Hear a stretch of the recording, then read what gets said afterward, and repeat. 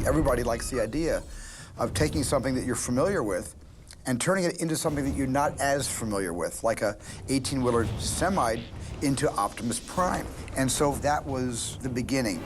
I joined Hasbro in 2000, and the company was in some degree of difficulty. So we were focusing back on our core brands, and Transformers was one of those brands that we began to really rethink about, and how do we reignite this brand for future generations.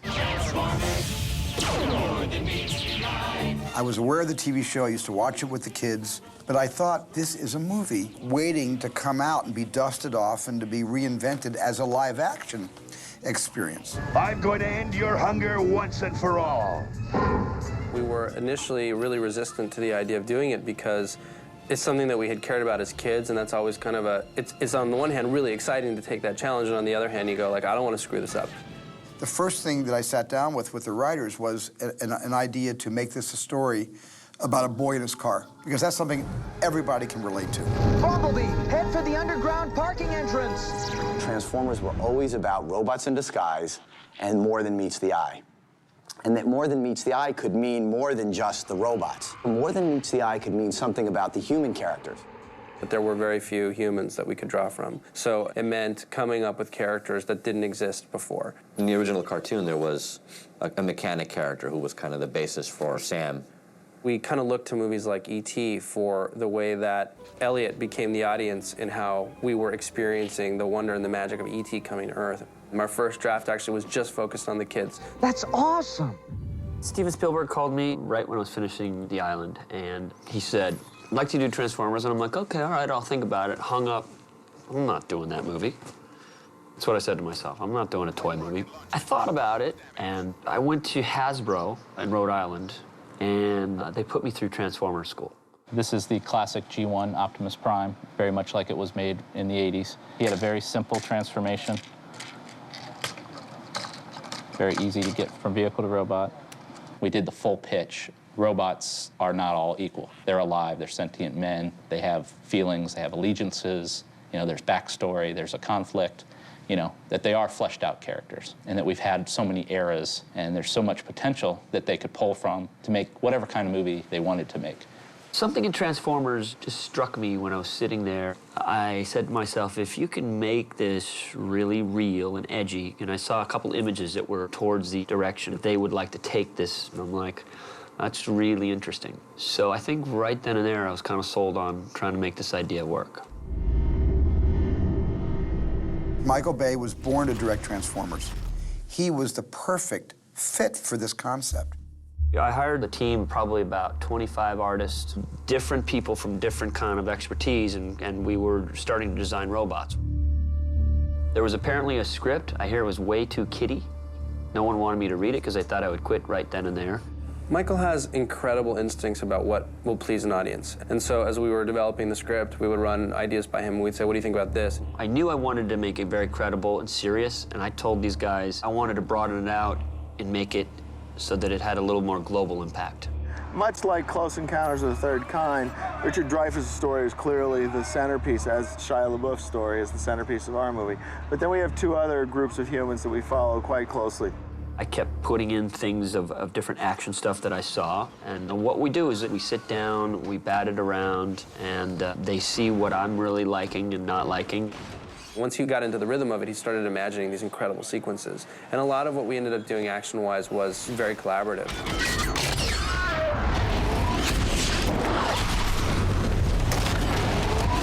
He is the sickest action director on the planet. That is something that he is. He's not Ilya Kazan, and Mike will tell you that.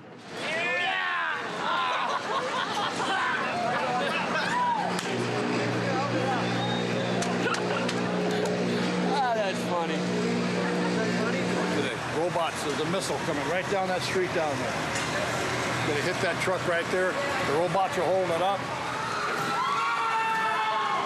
Okay, roll cameras. Roll armos. Speed. Ready? Ready. And 4, 3, 2, 1. Boom. Michael staged huge, logistically complicated scenes of massive destruction and explosions. And even when I was watching those dailies without the actual Transformers there, it was just eye candy.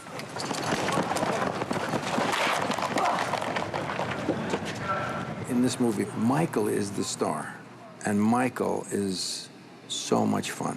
We line everything up with the football. Ready and hike! And 3, 2, 1, bam! Does that work?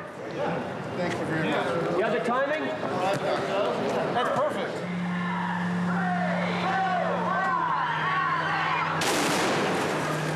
Action! I think mayhem's a good word for working with Michael. I mean, we have to be prepared to go in any direction. Get the armor.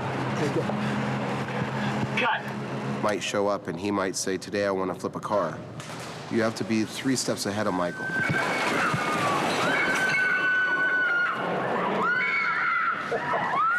Smells good. You hear on the walking when I'm walking in, bass coming in, he's coming in hot, he's coming in hot. Here we go. Ready? You know, it's all wired because I'm ready to go. When I come into the set, I want to start shooting. Come on cameras, let's go. He's got a tireless kind of energy, and I understood that that's how he gets into it, and then he's into it. It's like an actor getting into character. Jim, lift him up again and do it again. Do it again. Keep rolling. Got it. Okay. Oh, God, please don't kill me, please. Keep moving up. Okay. Jim, lift him up again and do it again. Do it again. Keep rolling. Got it. Mike needs people who can accommodate his needs, and you need to be able to adapt. You can't be the guy who's got the script notes and the ledger, and no, I can't do that because in the next scene, you can't be that guy. Mike will eat you alive. This ain't gonna. It ain't gonna. Trust me, I saw it. I'd sit under it. Trust me, I said. Ready? 3, 2, 1, action!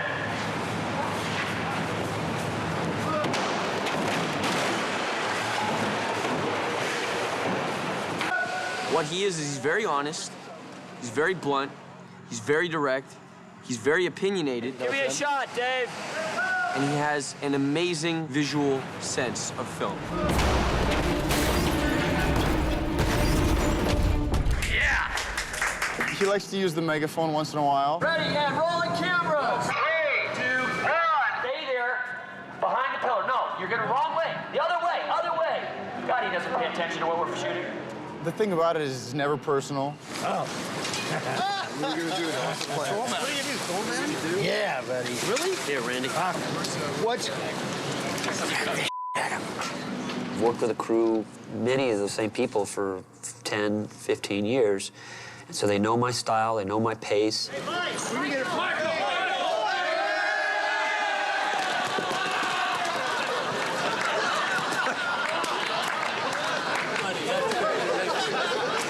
You guys pulled that well. I was like over here distracted.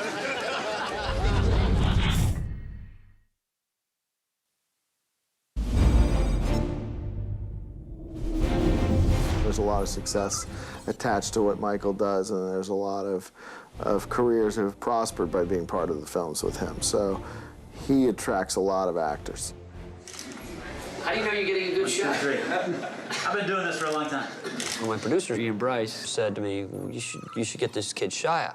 And I said, I thought he was older. So he came in and he actually looked like a 16-year-old. Now, tell me what happened. No, you said you'd pick me up, no questions asked. I know, that was a deal. Pop, remember how Great Grams pretty much flew over the cuckoo's nest? Uh-huh. Think it could have been passed on to me like a mutant with wiki gene?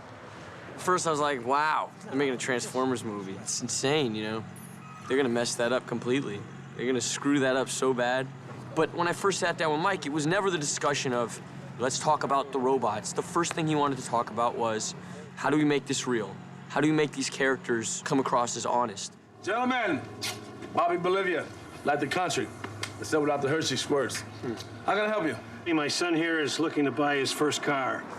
What I like about Shia is he's the everyday dude, but he's great at improv, and he's got a great comic wit. Nice, right? It fits me. Shia is one of the funniest people, just naturally. It's hard to get through scenes with him sometimes, though, because he's so good at improv, and he gets, like, funnier and funnier as he goes. I just didn't recognize you. Yeah, well, I mean, that's understandable. You know, I just got back from fat camp. I lost like 80 pounds. Oh, So- well, you know what? Good for you. Yeah. That's good for you. Yeah, I learned a lot, and you know, Makes I you a just stronger person. yeah, physically and mentally. Yeah. Did you And make so- friends? But yeah, I mean, some of them died because you know diabetes is really chronic there. But I mean, like, there's 3 or 4 that I kept in contact with, and they're really good people. You know, because fat people aren't bad people, and that's one of the main things they teach you there. It's hard for me to try to not laugh because I get in trouble because we won't ever make it through a scene. I just put the light in. Most importantly, I think he can keep up with Bay. Bay is constantly evolving the characters, is constantly throwing something different at you. My first scene actually was with the dogs. It was like, welcome to Michael Bay's set. Release the hounds. You need to stay hidden until I tell you, okay? Yes. But the trainer's worried about your ass. But we are insured at DreamWorks, the Paramount. You know, it's your first day. Hey, welcome. And the whole crew's like, hey, nice to meet you, and action, and you're running.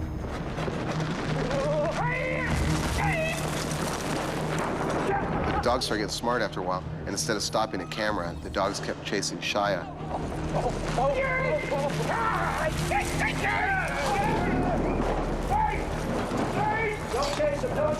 Fortunately, Shia ran past me about 30 miles an hour, and I was able to grab the long chain that was attached to the dog.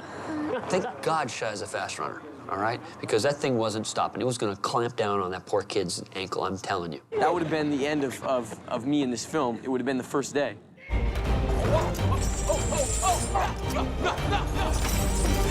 Bay talked about how hot Michaela was going to be. We talked about finding literally the most gorgeous 18-year-old there is out there, which I think we did. I think we did. Now and action. Oh, God, if Trent could just see me right now. Yeah. Wait, what?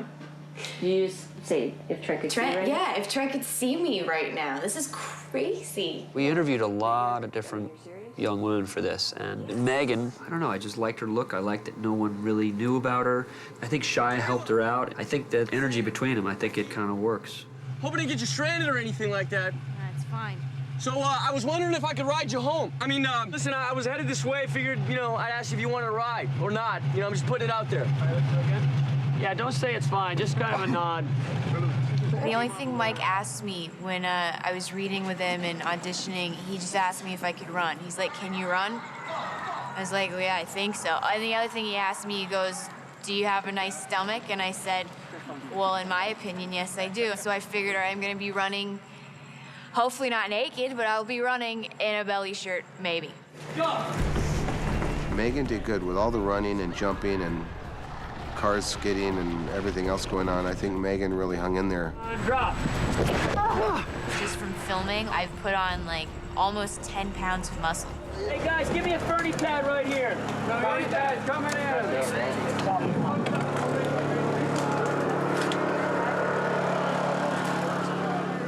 All right, we're off the roll camera. All right, here we go. And look back on the next time. Here we go. Back out there.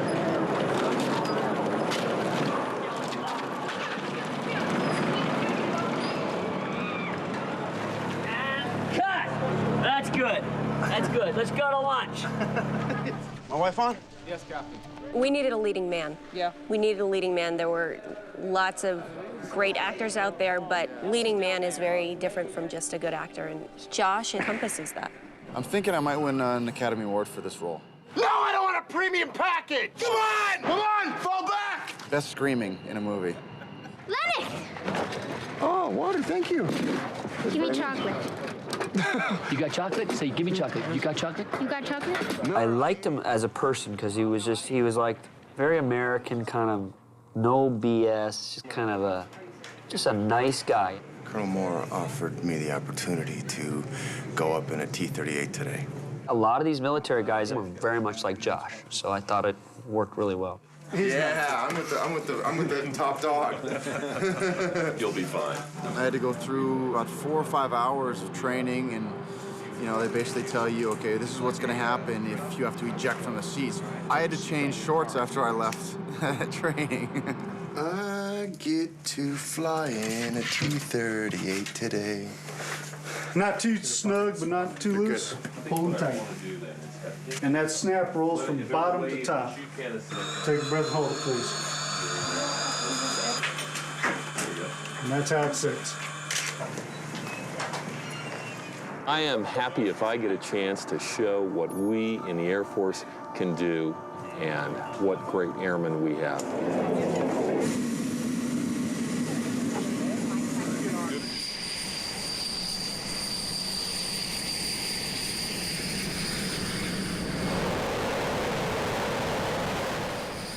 It was one of the most exciting things I've ever done. And he let me actually fly it a little bit. He's like, okay, turn it 10 degrees and we'll go down to 1,500 feet. I didn't throw up once. Starnisha, Tanisha, and Keisha. Y'all laughing at my daughter's name? Yeah. Damn, get me home. All right, cut. All right. All right, good. Tyrese, he paid me to be in this picture, so I took his money. Commonly, when you start movies, and I make a mistake too, it just takes too long. Michael Bay keeps everybody on edge so we can all stay sharp and on top of our game, because he's on top of his game. And, you know, if you don't step up, you get left by the wayside. Ready? Action! Hello, do you hear me? You hear me now? Hello, hello, hello, hello, hello, hello. No, I got no bars. I got no bars. I had a little situation right before I started filming. I just got sick, really sick. And I ended up missing like the first 3 days of filming. So to get back on the set after all of the warnings and precautions my doctor hit me with, and to be in Alamogordo was just crazy. 120-some degrees, white sand bouncing, the sun, bam, can't even look at the sand because it was so bright. Just hot, hot for no damn reason at all.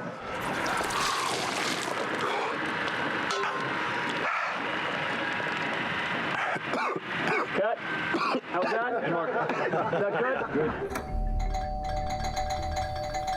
I've always wanted to work with John Turturro, and I'm really glad I did, and I was intimidated the first day working with him, and I got on with him very well. Rolling. Ready, and action. Your son's the great-grandson of Captain Archibald Wickety, is he not? It's Witwicky.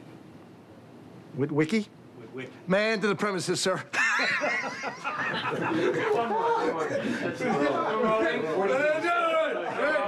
Don't laugh. I've definitely been enjoying myself, so I feel like I've been able to be a little creative and imaginative. Sometimes you don't get a chance in a really big film. Hey! Hey! Get that thing to stop, huh? Looking at us, looking at us. Get that thing to stop! I love working with Turturro. He's a funny guy, and he does phenomenal impressions of people in the business, and he knows everyone. He does a Scorsese imitation that'll just bring the house down. Every film he ever made is flashing through my mind. It's a challenge. The hustle of this. So my mind is Paul Newman. How am I going to direct? She did it! She did it! She's the one you want! She's the criminal! Okay, look, I'll wear a wire, I'll turn state's evidence, I'll do whatever you need me to do. Okay? No, look, I'm not going to jail for you, or for anybody. Michael will come in and tell us what he likes and what he wants conveyed in that, and let's just try to have some fun with it. Come on, focus, Glenn. The thing's gonna whiz by, ready, and zing! Whoa! What was that? Oh, I got a family history of heart trouble. He gives us the freedom, and we have fun, and Steven Spielberg was on set and said that he had been watching dailies. Hello. How are you? I watch dailies and I get my script and said, that's not Who wrote that? I did, Steven. You know, I didn't even charge you for it. I'm gonna charge you on the next one, though. I'm Sam Witwicky. Maggie, hey. Did you say Witwicky? Yeah. Both girls needed to be drop-dead gorgeous. And there's gorgeous with the right persona, too.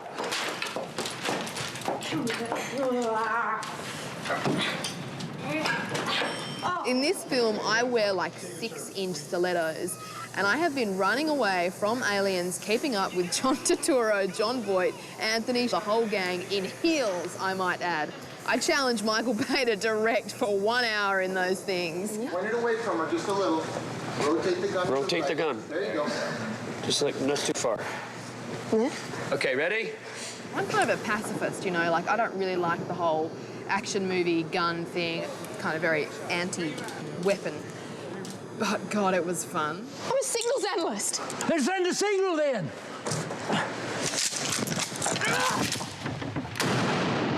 Come on, you punk! Love Jon Voight because he's a great actor and he's a great guy to hang around with, and he's just a passionate guy. I like working with passionate people. Okay, so I'm gonna do this here. I'm gonna come in here, and then I'm gonna come in here, then I'll jump into here. Sure. I'm a little old to be playing this kind of game for the kids, but I love the physicality.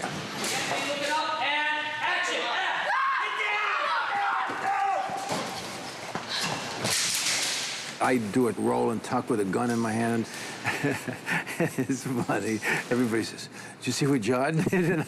And I say, "Hey, fellas, I'm not going yet. I'm still in the game here." Take that moment and make it a moment. Send me one chamber now! Jon Voight's fast. He outran me, and he was in like penny loafer shoes. I don't know how he did that. I'm making a documentary about Jon Voight. There he is in all his glory. That's the creature in his natural habitat. Man's a legend. Do a little wave, John. A little wave. A little wave for the camera. Would you be so kind? Both Johns. You talk to both of them, and geniuses, you know? Guys know how to do this.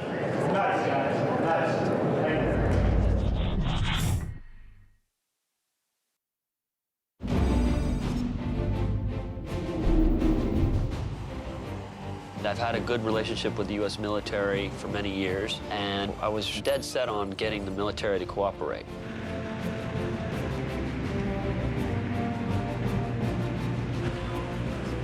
We went through basic training for 3 days at Fort Irwin and just outside of Barstow. Good morning, gentlemen. We have a set call with the Army. Sweet. Is everybody happy? We took the guys out to the 50 caliber machine gun range. And some of the guys, I don't think had ever even seen a weapon fire, and certainly had never fired one. We were fortunate enough to let them observe the firing, and we put them through a little safety course. Your round will get into place, you'll let it forward, and one shot at a time. Gotcha. Put the first link in like that. Right. Close feature. Yeah, pull it to the rear, then let go. Let go. And then do it again. All right, you're ready to rock and roll right now.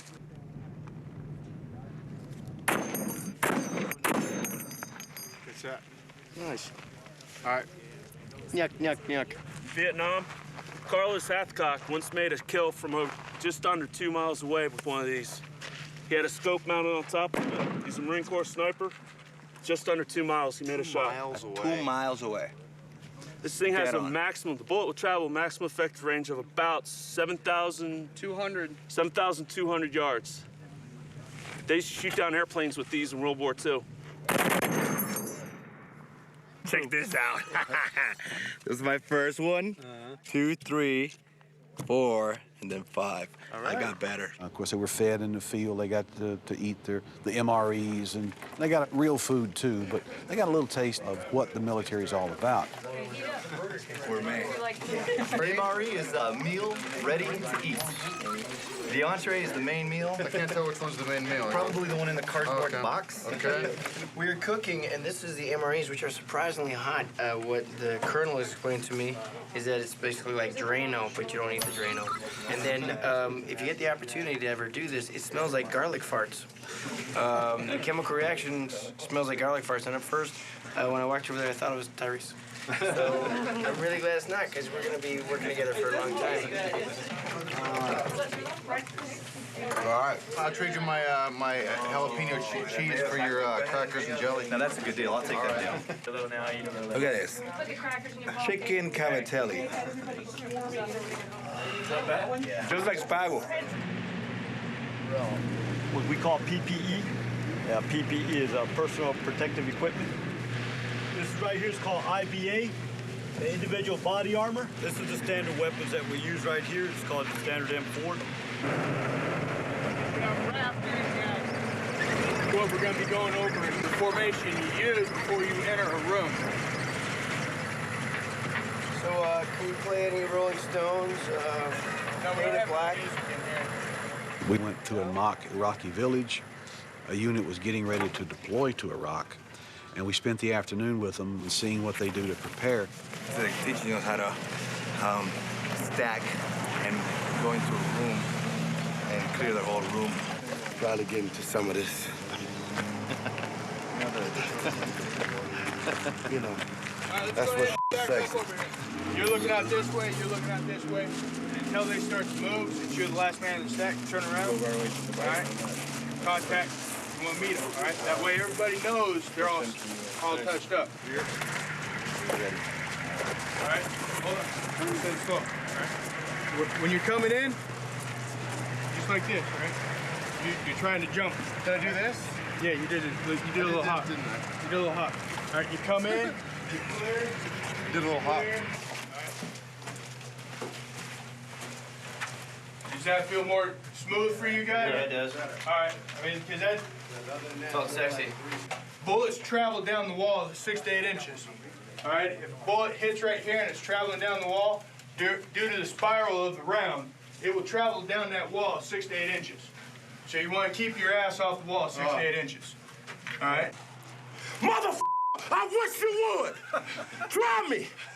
All right. You scan the windows here. You scan the door. Windows, door, windows, door. Stand.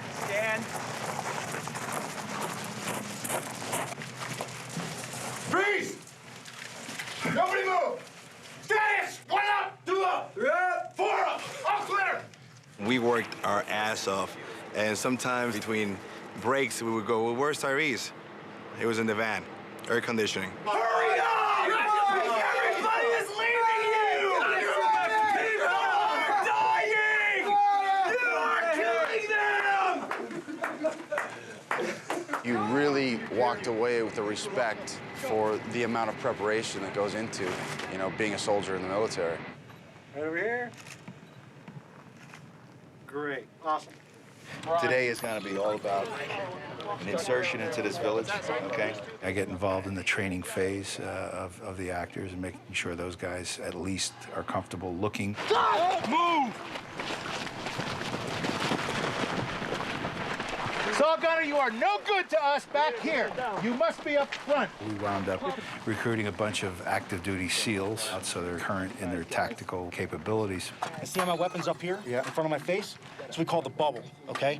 I have control of my weapon. I can see my magazine well, okay? Yep. My weapon up here like this. I can still track my targets, whatever. Right. It also acts as a bit of a shield, too, no? Shut up, dude. Michael really wants to bring as much military realism into the movie as possible. A big part of that is to use military people to play military people. Whatever. Yeah, okay, so the same sort of thing we'll do is I'll wait a couple minutes. I'll get some status of Spooky 1, come back across and say Spooky 1, confirm hostile, target destroyed. Yeah. The entire crew got speaking roles. Michael liked them and wanted to change the scene on the spot. We approved it, and they got speaking roles out of it. Okay, let's send the A-10s, danger close situation, make sure there's friendlies in the area within 1 kilometer. Checking switch 1-1 to Hog 1-1 to strike. The extras that we used from Holloman Air Base were off duty, and they were paid extras salaries. The United States Air Force and Marines and Army, everybody. I love you all dearly. I'm so proud of what you're doing for us. It's unbelievable, okay? Both here and over there. So just keep it up because you're well loved and you got to know that. Typically, an extra would not have any experience with a weapon. These guys are very experienced with weapons.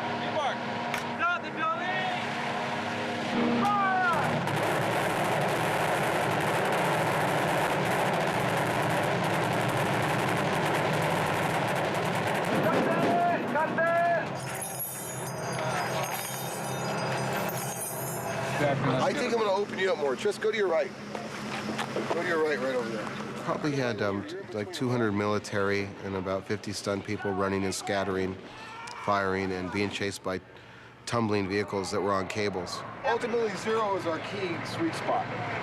0.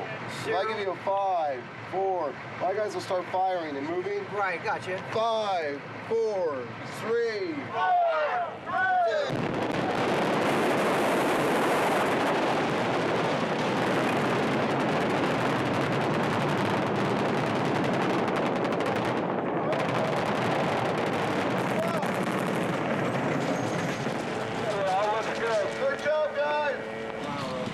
Even though it wasn't a real explosion, it certainly created the effect. And trust me, as a professional who knows all about blowing things up for real, we appreciate anything like this. I like shooting stuff real on set. It seems to be a dying art. We put actors in situations where we know it's so safe, but it looks very dangerous.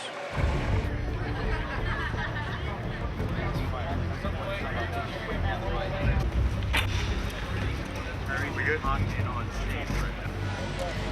Careful about putting your hands down when you go to that stop. Okay. Moving forward, right?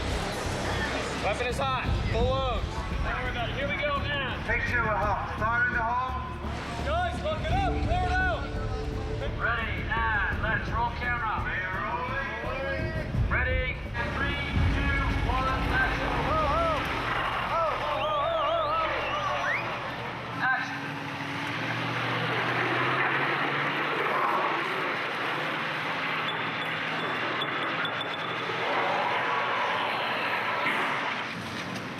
Yeah, I want to get your face a little bit more like coming in. Right? Well, I keep like sliding off to the side right as we're getting up from where we're getting back onto it. It was good. I think it can be better.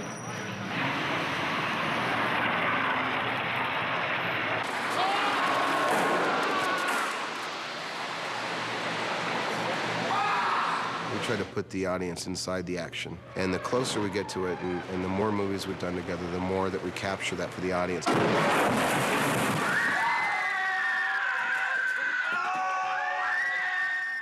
I told Shia, you know, you better get in shape for this.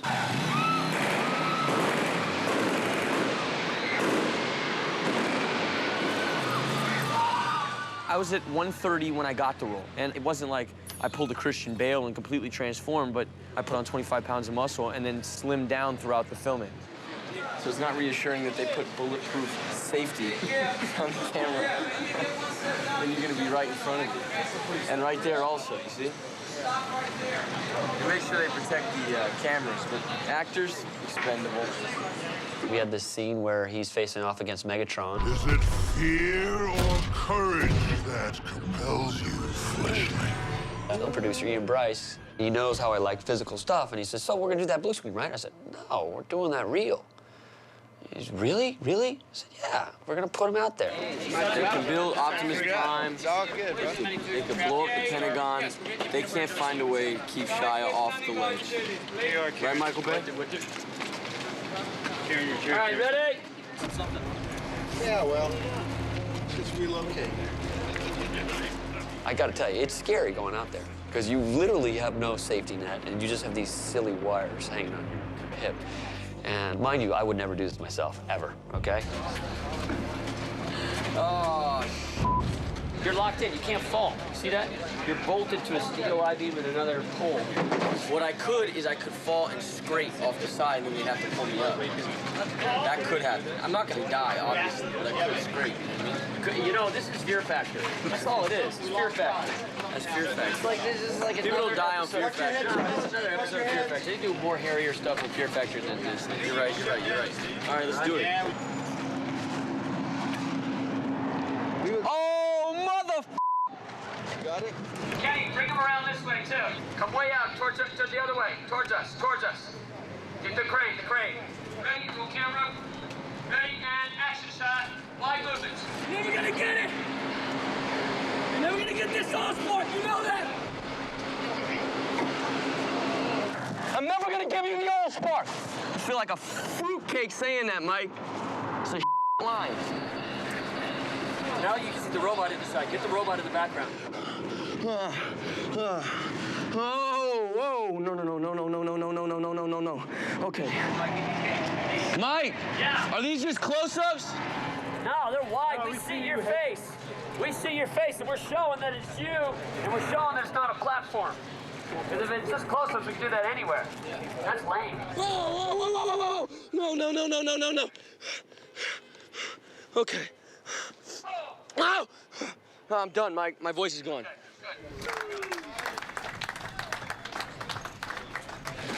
Shia's good. He's a good kid. Got a lot of heart. You gonna back up?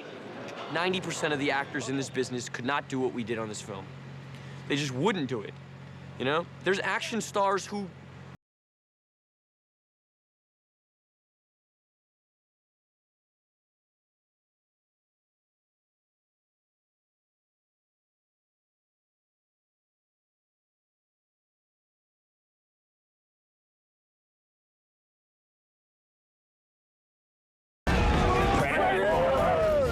fight giant robots.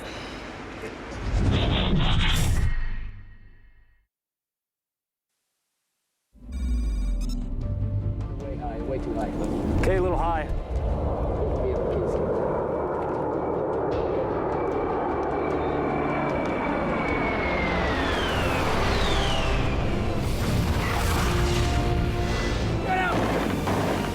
Breath of this toxic smoke, I'll be right there. The location department on this movie has really excelled. I'm gonna say and fire, okay, guys? You can hear me, right? It required pretty extraordinary sized things, whether it's White Sands. Fire!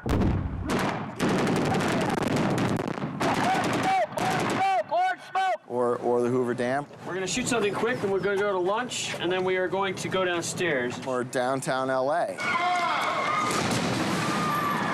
When we finally saw what a 32-foot robot looked against a 2-story house, suddenly you realize you've got to find places that are enormous to make these things feel part of the environment.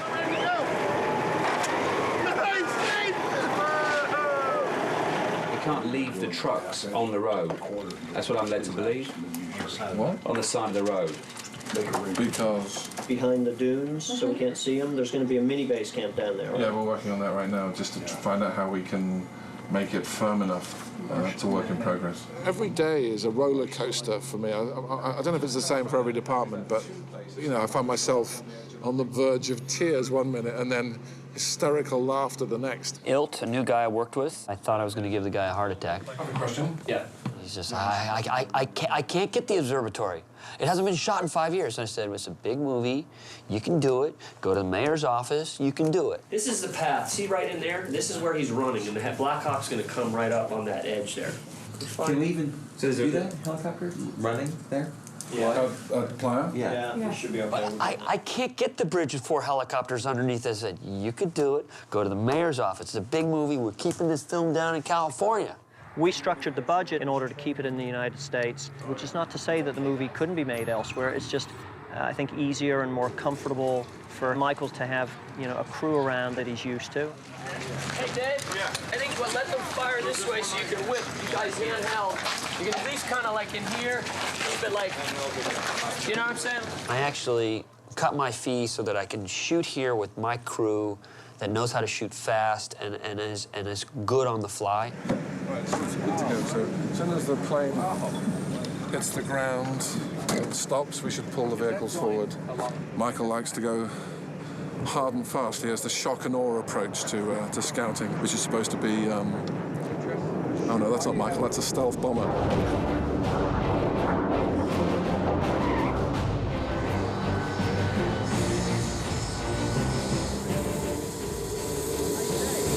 Morning, Michael. Jack? Holloman Air Force Base is an extremely secure base with a great deal of secret goings-on. Yeah. I mean, this morning, you know, we had a guy with an M16 protecting the AWACS because even though they know that they're here for us, they're still very protective of their aircraft. 3 to 1, okay? If the American military is called on, they will fight enemies abroad or even alien robots, if need be. You don't want scrub brush by it, you know, tumbleweed, whatever, okay? I can show you how to get some better shots. What's that little... Driving into the center of White Sands, which is 300 miles. It's not literally sand, it's a crystal. To see that for miles and miles, there's no other place like that on Earth. White Sands missile range was created for the atomic missile tests in the 40s, and we had to make sure that there was no chance of somebody literally stepping on a landmine. So we had to engage the services of an unexploded ordnance company to mine sweep to a depth of 4 feet so that we could build our Bedouin village and then, ironically, blow it up.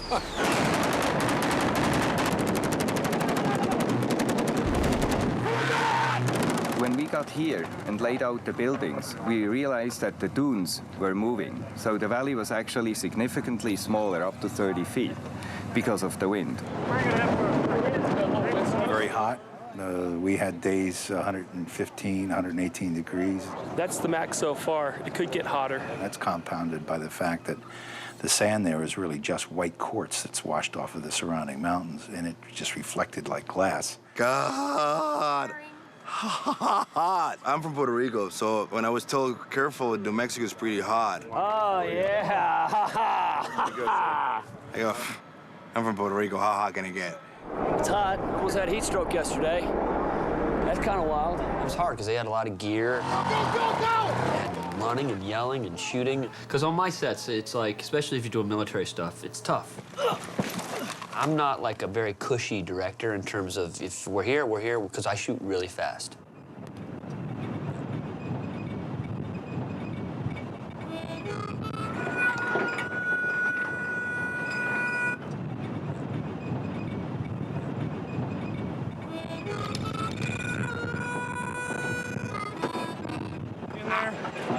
Men did huge work here, bigger than anything I ever seen Hollywood ever do or ever will. Look at these cranes up here. We're heading from the top of Hoover Dam down into the turbine area, where it's very, very cool.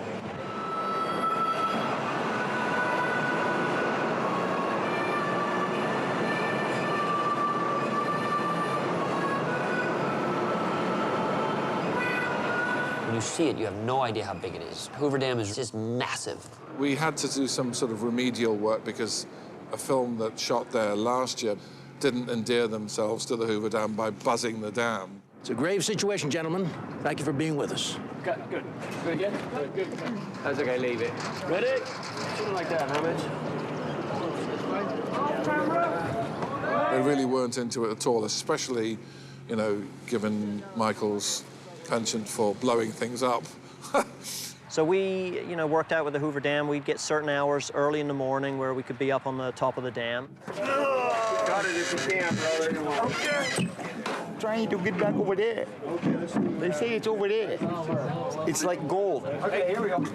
Okay, we're going this time. Take those ramps down with us. Push down, push down. Come on, you and me right here. And then as soon as the crowds came around 10 o'clock, we had to then go inside or down below. So we just scheduled our way around it, and it actually worked out fine.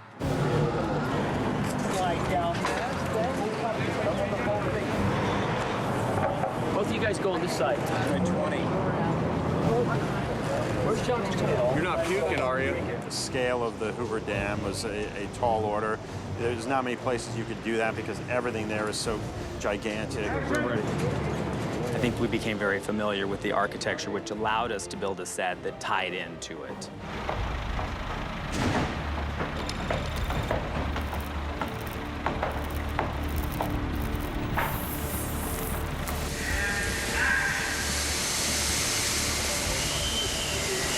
What is this? When I looked at this Megatron hangar, this illustration, I'm like, that's the vibe of the movie right there. And it's amazing how one or two illustrations can just set the vibe.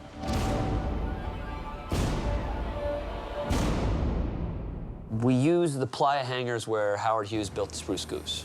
And it's this great wood structure. It's kind of narrow, but it's very tall ceilings. You're able to build a lot of different sets so you can go back and forth, in this kind of huge space, but it's kind of separated, and it's a great place to film. Basically, we were sort of using the structure as it was and then embellishing and sort of making it look like a vintage facility again in a subterranean setting under Hoover Dam where Megatron was frozen in ice. Even though Megatron had been encapsulated in this space for many, many years, he's still being maintained. So it was a little bit of like new technology mixed with old technology. Very much like Hoover Dam is. When you go in, there are things that have never changed in there. The first time I walked onto the Megatron set, I said, wow. Megatron. I had my son with me that day. When he saw Megatron up there, his jaw just dropped. I was so impressed with it that on my weekends, I would sneak onto the set with my friends just to see it. He was 30, 35 feet, and he was only half built. Like, I'd bring 3 or 4 friends, you'd be like, you're never gonna believe what they just built. I never do that. I never do that. This baby's the first we found. And good, cut. You want to just delay that, or so you can watch? No, you're all right. Okay. So I just do it, but just louder and more off the cuff. This baby's the first we found. Boom. Yeah. Get out of here. Okay, ready? Step up. Kenny, you right? Here we go, guys. Ready? And 5, 4, 3,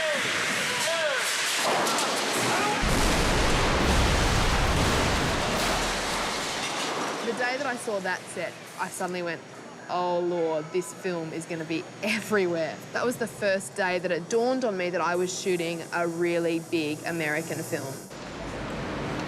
I had to shoot in Los Angeles. Now, Los Angeles, they'd give us 4 blocks one Saturday, they'd give us 3 blocks this Sunday, they'd give us those other 4 next a weekend from there, and then we shot at Universal Backlot, and then I shot in Detroit, and I had to all make it feel like it's one place. So you had to keep the scene in your head. I mean, you just had to wrap your head around it.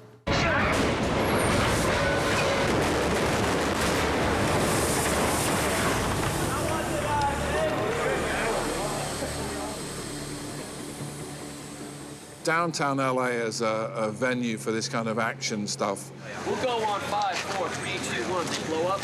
Go hot, please. Go hot. Here we go. Guys, he's right up by this building right here. Ready? And he's right on top of you. Moving around. Ready? In 3, 2, 1. Action. Listen.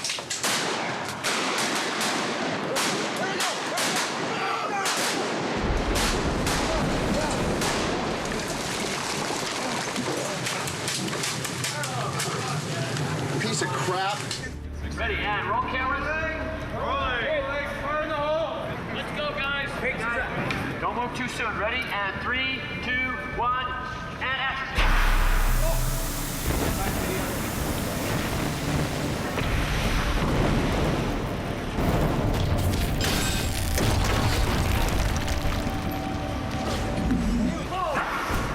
Not yet. Up, up, up. Mine.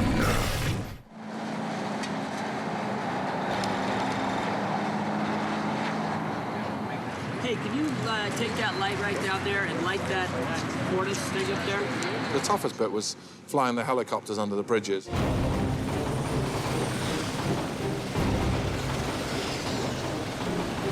For lots of reasons, not least of which is the Homeland Security thing.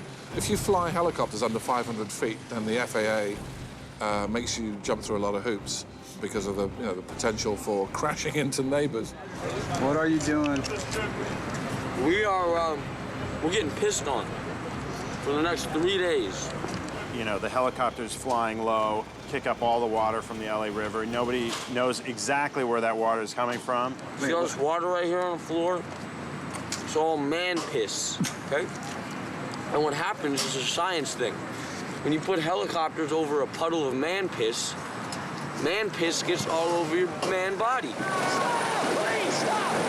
So we all had goggles and face masks on, so you don't breathe it or taste it. Just piss all on my face, all my features, piss on my arms, piss all over my own piss. It's just nasty.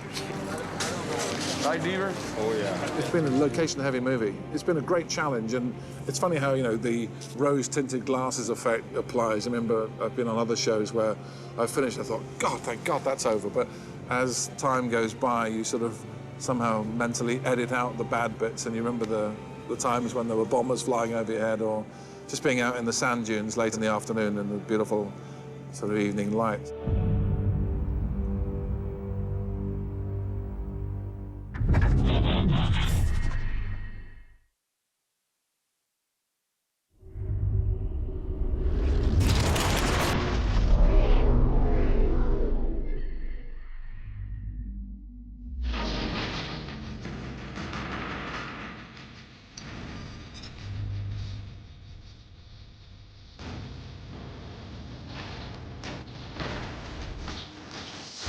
Well, the appeal of this movie, goes back to my children's childhoods, because they would ask for these things on their birthdays, and I would get them Transformer toys, and then we would play on the floor.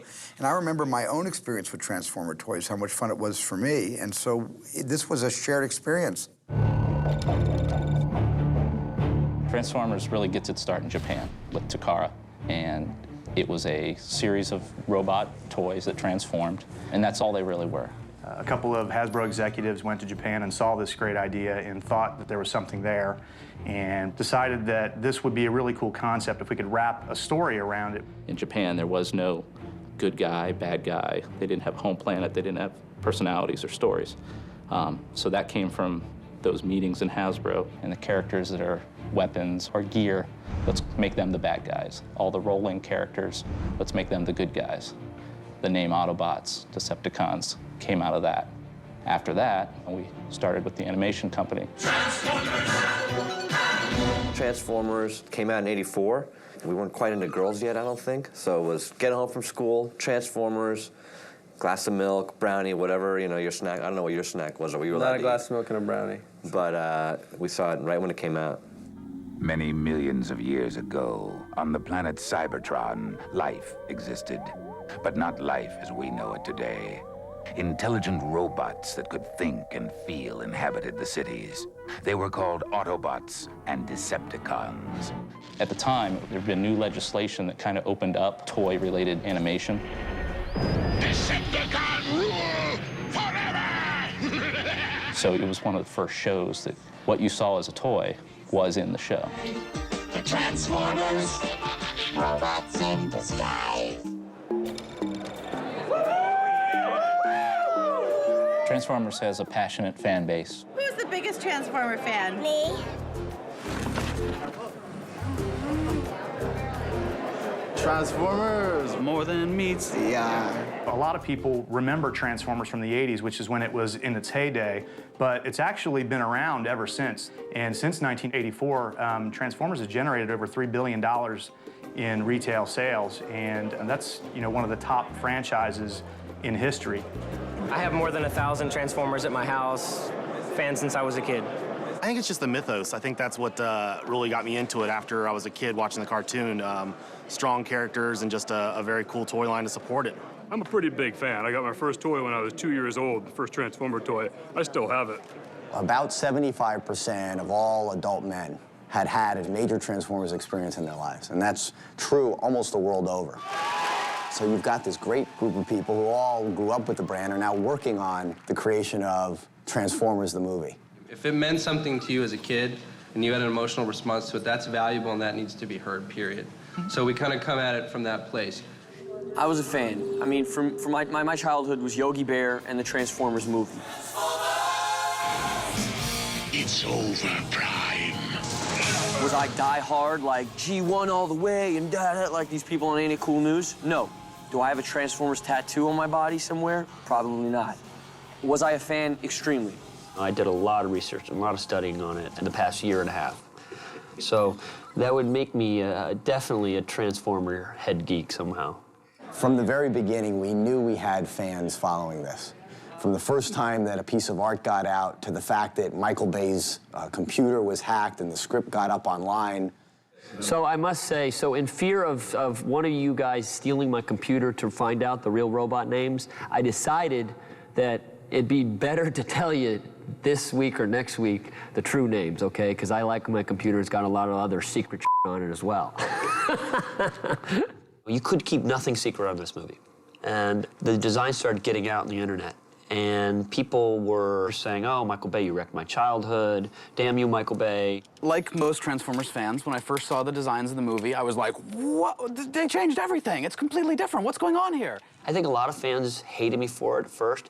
After I read some of the posts that said they wanted to protest out of my office, they actually picked the wrong office because I moved. They didn't know my real address. So, and then the few little talkbacks where they said they want to hunt me down and kill me, I had a couple of those. But generally, I would take some of the constructive criticism of stuff they saw. I actually changed Megatron's face when they opposed it that much.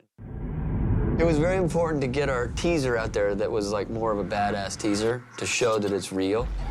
Not a cartoon. That teaser on Yahoo is the most downloaded teaser ever. That's crazy. So all of a sudden they see the headpiece. And they're like, oh, wow, uh-oh. Okay, that's starting to look really cool. You have to totally respect what's been created, and you can't, deviate. And I knew if I were to put these characters in the real world, they'd have to fit in the real world, and they have to be much more intricate. We had kind of come to terms with the fact that we kind of respectfully acknowledged what had come before, but, there's a lot of logic that I had a problem with. On Cybertron, I mean, they all walked around like with truck parts, transformed, and that just doesn't fly when you're trying to at least make it credible for someone who's never seen Transformers. So on Cybertron, they have to have, I created all of them having this endoskeleton, this underskin. They're a technology that is beyond our understanding, based on kind of a nanomolecular process. Each molecule, each cell is a machine unto itself. So when they come to Earth, they come in these weird, pods. It's the endoskeleton wrapped up. They land, they unfurl. And the notion is that when they arrive here, in order to truly just to exist on this planet in disguise, that they have the capacity to basically find a vehicle and replicate that vehicle based on their mass. Alex and I decided we were going to try to avoid mass shifting, as we call it in the fandom. When Optimus Prime transforms from a truck into a robot, you want it to feel like it's the same size truck as going into that same size robot, and that there's no cheating going on. Hasbro helped us select some of the robots. And clearly we wanted that core cast of characters that people had known and loved. And that's why we kept talking about it as a G1-inspired story. G1 is a fan term for Generation 1. So when people think back fondly on the 80s, nostalgia, Gen 1 is what comes to mind. The characters that we knew had to be in the movie, without a doubt, were on the Autobot side, Optimus, Bumblebee, Jazz, and Ironhide. And on the Decepticon side, it had to be Megatron, Starscream. And we knew we had to have someone kind of related to Soundwave. Frenzy's in there as kind of a representative of that. I actually wanted more robots than we had, but it just ultimately got too expensive.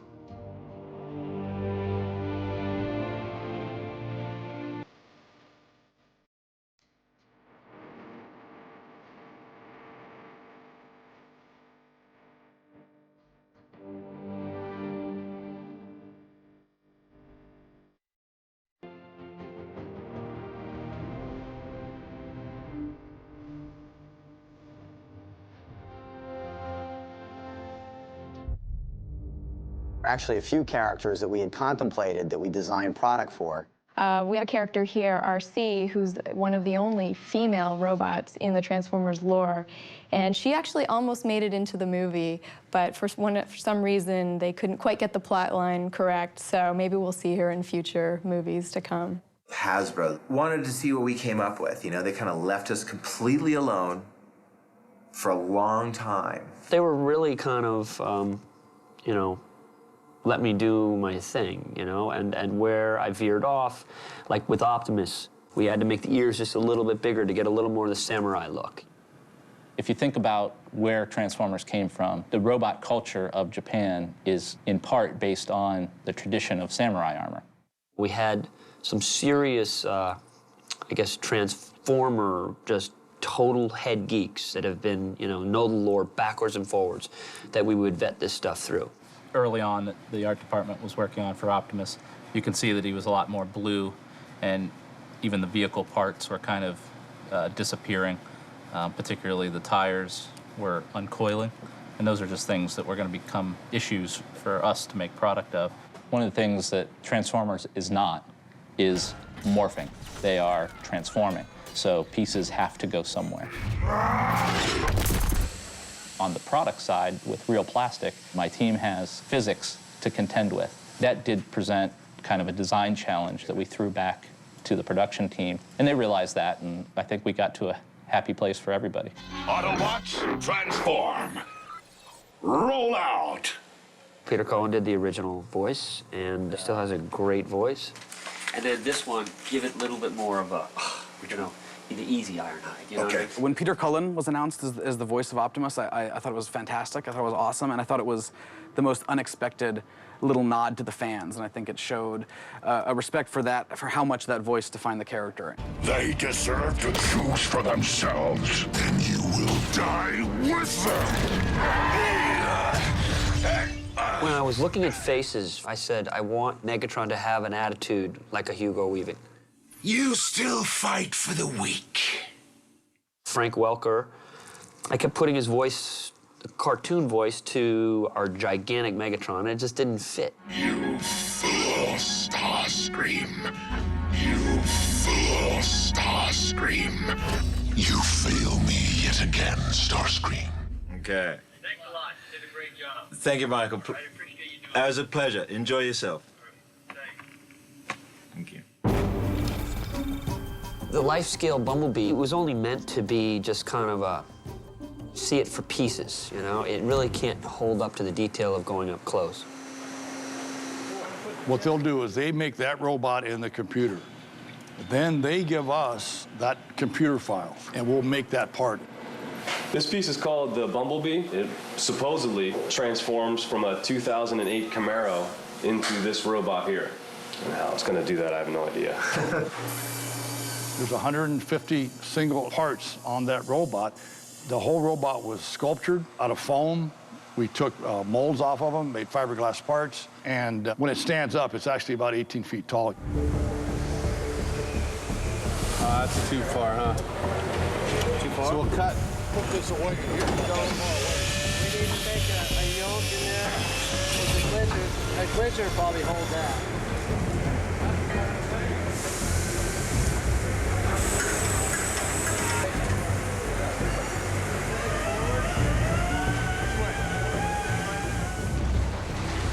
This thing cost $75,000 to paint. It required a special 4-layer paint because it matches the car. Me and Bumblebee are starting to get to be real close. When we got near the robot, it was just like, no way. And you start walking, you're getting closer and closer, and you start seeing the body and the torso and the head, and it's just nuts. It was nuts. Silence.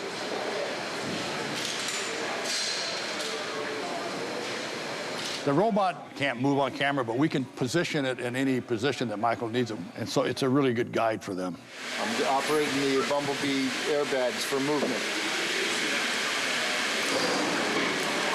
Hey, camera! Marker! See, Mark? Action!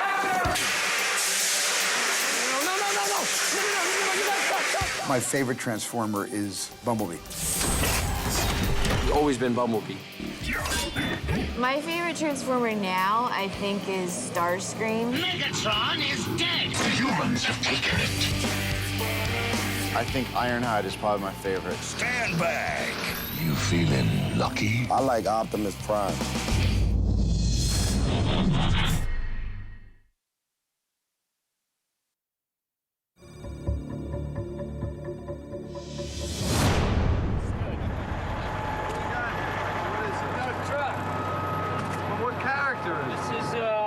Prime here, baby.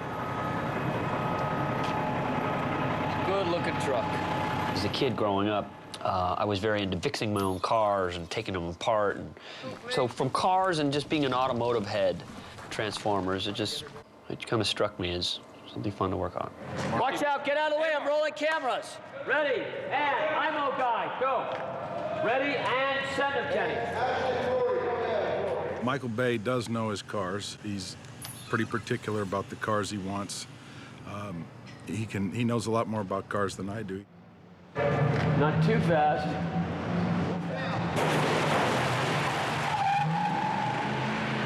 We started last September, October, having meetings with Michael, trying to figure out what the Autobots would be, what vehicles we would use.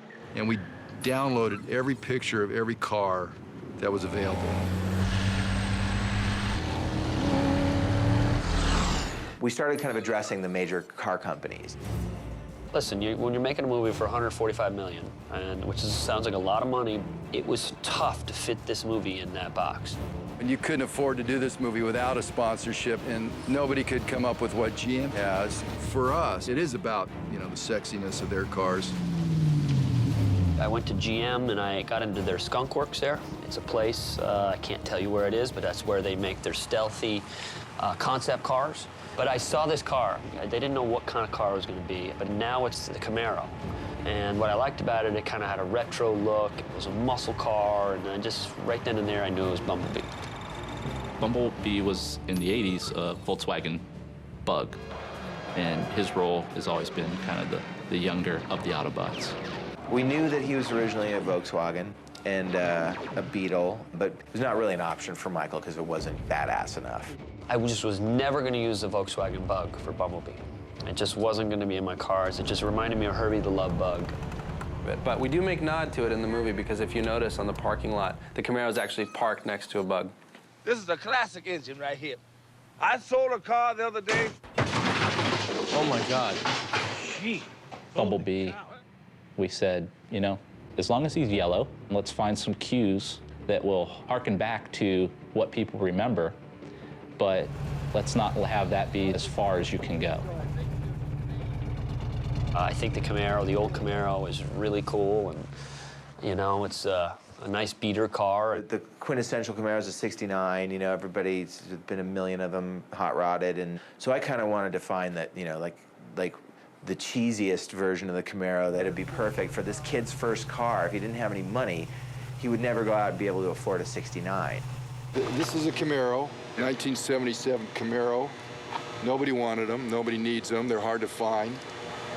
This one was pulled out of Palmdale, the other two were pulled out of Oklahoma. We're gonna redo them, repaint them, new engines, everything redone so that Kenny Bates can drive the heck out of them for his stunts. So this was kind of like, you know, the perfect dichotomy for the new Camaro when he rescans. Why does he transform back into this piece of crap Camaro?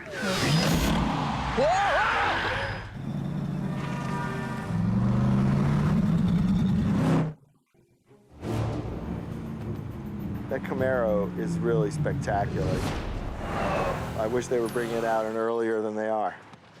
There were only 2 Camaros that were hand-built by GM. To fix that car is a big deal. If you smash a fender, you just don't get another Bumblebee fender because there aren't any. All the parts were individually made. It's a 3-stage paint. If you get a ding in the door, you have to paint the whole door. That was a pretty trick door latch. No indent, no recessed area. Everything's slick. I mean, it's a $500,000 car. So it's not like, hey, go have, you know, go around the you know, it doesn't happen like that. There's wipe your feet off before you get into the car, keep your hands on the steering wheel, you know, push down at a certain rate. You want me to go faster? I'm just nervous about the car. I can go faster if you want. Just I'm having to keep my... Don't go faster, just go a little more center. You are not a stunt driver, okay? This is where we were parked, originally. You can say everything you want.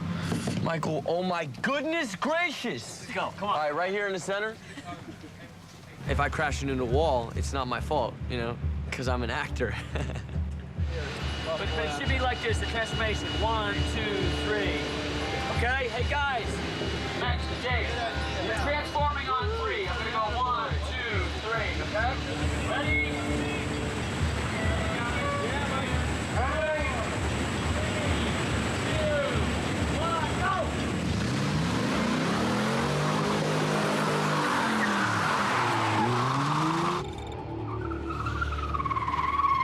I mean, Jazz is a character that was always a sports car. Now he's not a Porsche 911 anymore. He's a Pontiac Solstice, but he's still a cool sport car. We had a little company do some aftermarket. We made a hard top for it. We put the little ground effects fairings. We put a little spoiler on the back and some louvers on the hood, and we kind of just jazzed it up a little bit.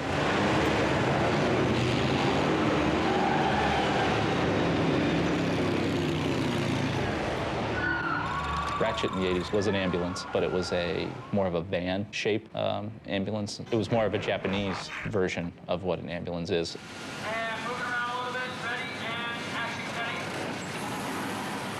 Ratchet was the kind of H2-based ambulance, which doesn't exist, that we kind of designed and built from scratch. We started with a stock GM H2 Hummer, and which we gutted and took all of the existing components from the rear apart, and then we're building the cages that will be sheeted to look as the search and rescue vehicle should. Also applying all of the roll bars, roll cages, the heavy duty bumpers to give it that beefy look, wheel and tire packages. and the accessories that will, follow with, fall in line with the search and rescue vehicle.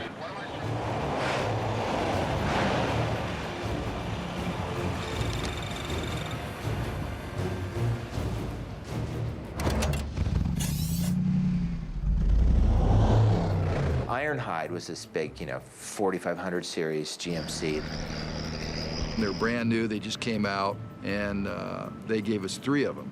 We got them from the factory black, and I made that tailgate that had the Autobot logo embossed into it, added the stacks and all the running board, and modified the bumpers and stuff. I mean, that truck, unless you're standing next to it, you have no idea. It's like so big, it's crazy. It's like the biggest thing you ever saw. There's Optimus. I saw a picture of a truck, and it was lowered, and it was blue, and it had flames on it. And I'm like, that's Optimus Prime.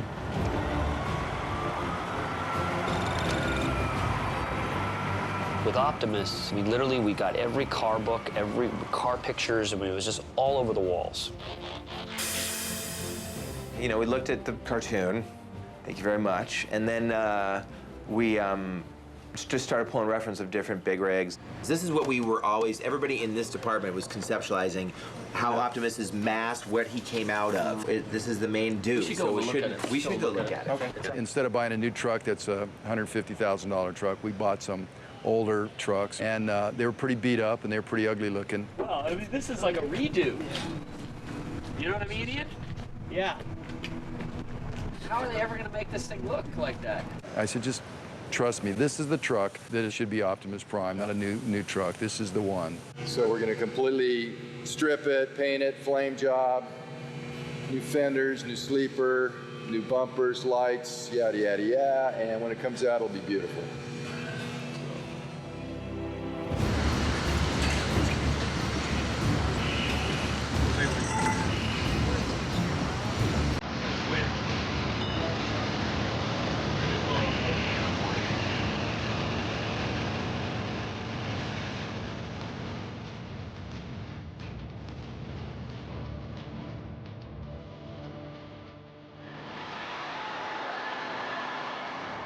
There's been some debate about some of the changes that were made. The flames on the side of the car and the fact that it's a long nose instead of a flat nose truck.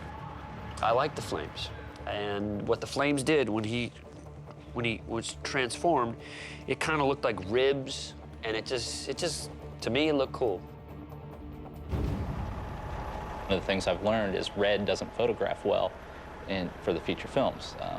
The light being what it is, and it's a nightmare. Michael Bay was nice enough to explain that to me. So we made this compromise where we wanted a red chest, and we did that by the flames, so that we could still retain the essence of Optimus being a red truck while, still making it easy to shoot. Just a much more aggressive-looking truck. It's like more dual, more homage to Steven. Looks better on a wide angle when it extends back, It's just a much more badass-looking thing than a flat-fronted, trash truck. And again, it goes back to that thing of when you actually see it and you see what's required of the transformations and the level of detail, we weren't going to be able to have as exciting a transformation with the flat nose. Okay, guys, come on. Let's stop admiring the truck. Let's shoot, shall we? This is a truck that we sold on eBay as soon as I'm done with it. Let's set up for this, please. Back to one, Joey. This movie, I had more cooperation from GM than any movie I've ever made. They promised us they'd give us the flood-damaged cars, the non-saleable cars, the cars that Michael Bay needs to wreck every day on a daily basis for his food chain.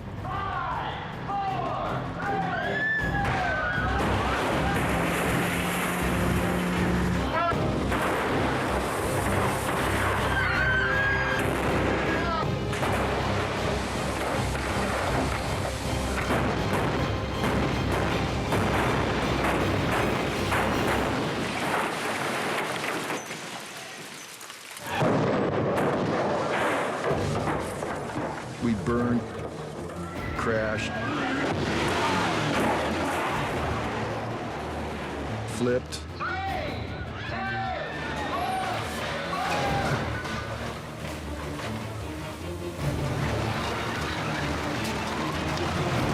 probably close to 200 cars.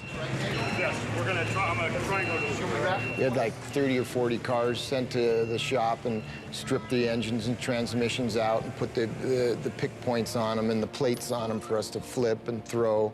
And we do that all on the day, wherever X marks the spot. We have this catapult, and then we just run a cable out, hook it up to the car, and then we, with the use of high-pressure nitrogen, we can fire. It's the same way a plane is launched from an aircraft carrier. We do this exact same thing, only on a smaller scale, and it's all like portable. And we'll take that anywhere on the set Michael wants to go, and we'll launch cars. Screaming everywhere, screaming. Ready, on, roll camera. Ready, on, 3, 2, 1, action! Screaming!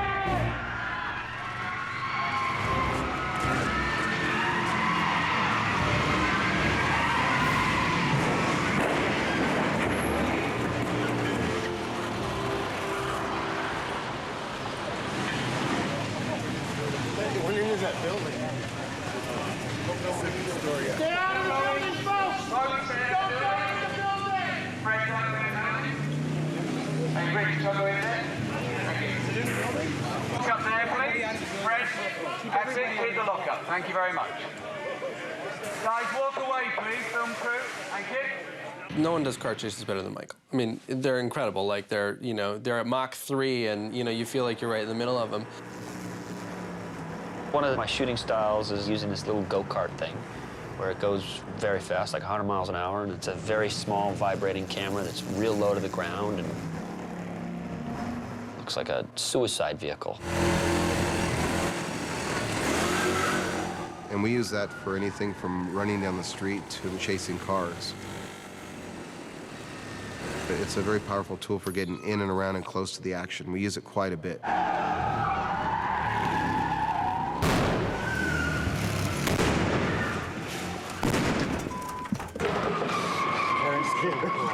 Fun, huh? So good. All right, let's not clip it now. Let's not clip the shutter. Thank you. Let me play that back again. It's pretty crazy being in the go-kart. I mean, because you're responding quick, and, any mistake and you could be in a lot of trouble.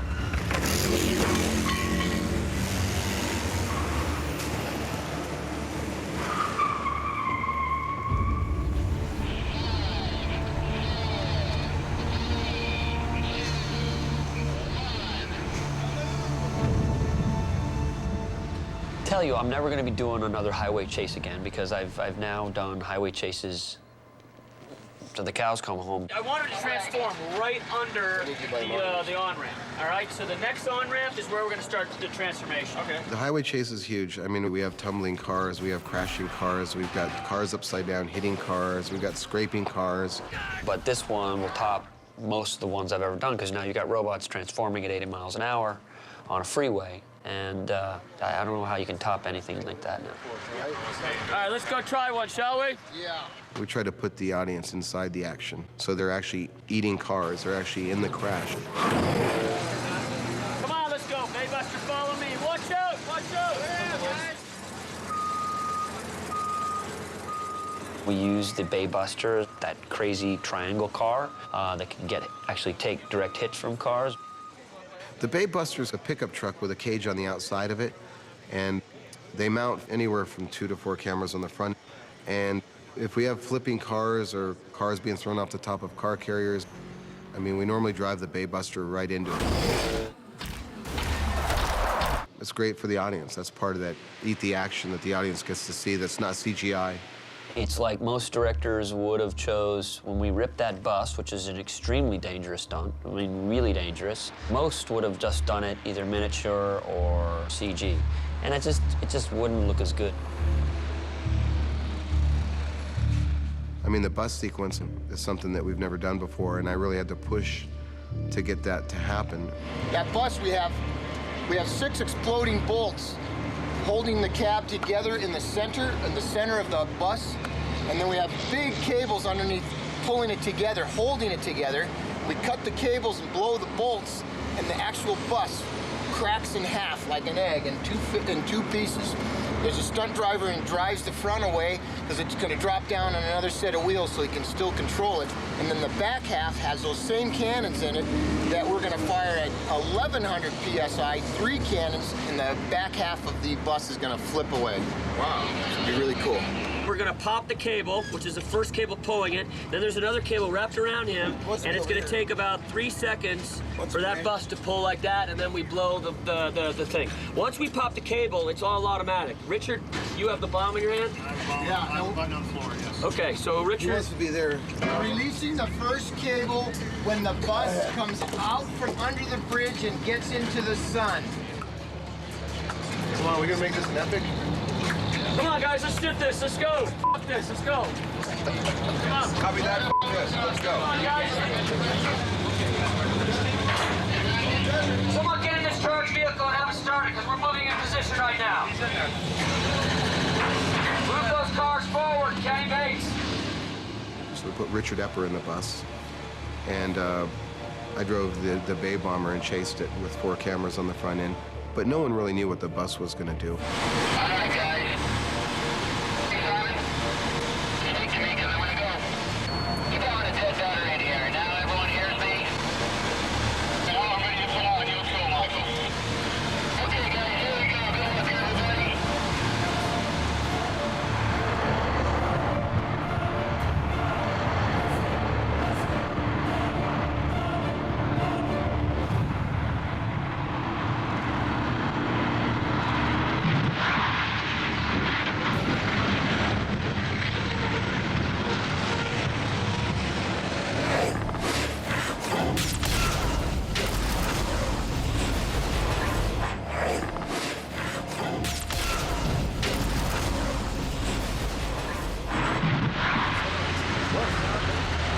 Kenny, how'd it go, man? It went pretty good. You said it cut in half, right, Mitch? Yeah, no. Yeah, half the bus here, half of it's over there. I think it worked out really well, and I think it's because effects did an excellent job on prepping that bus for us. So it's like those guys are the guys that made us look good on that one. The main thing is my good friend Richard Epper's safe, and that's all I think about going down there. In the end, it's just a movie, but it's a Michael Bay movie, and that's what we do. You get the bang for the buck when you're with Michael.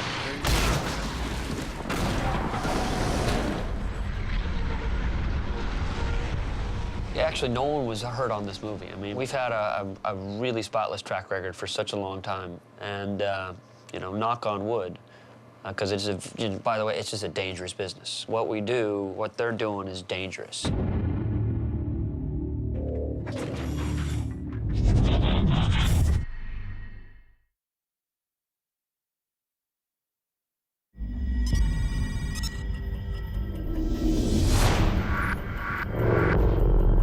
Which one of those do you think was a Decepticon? Maybe one, maybe none.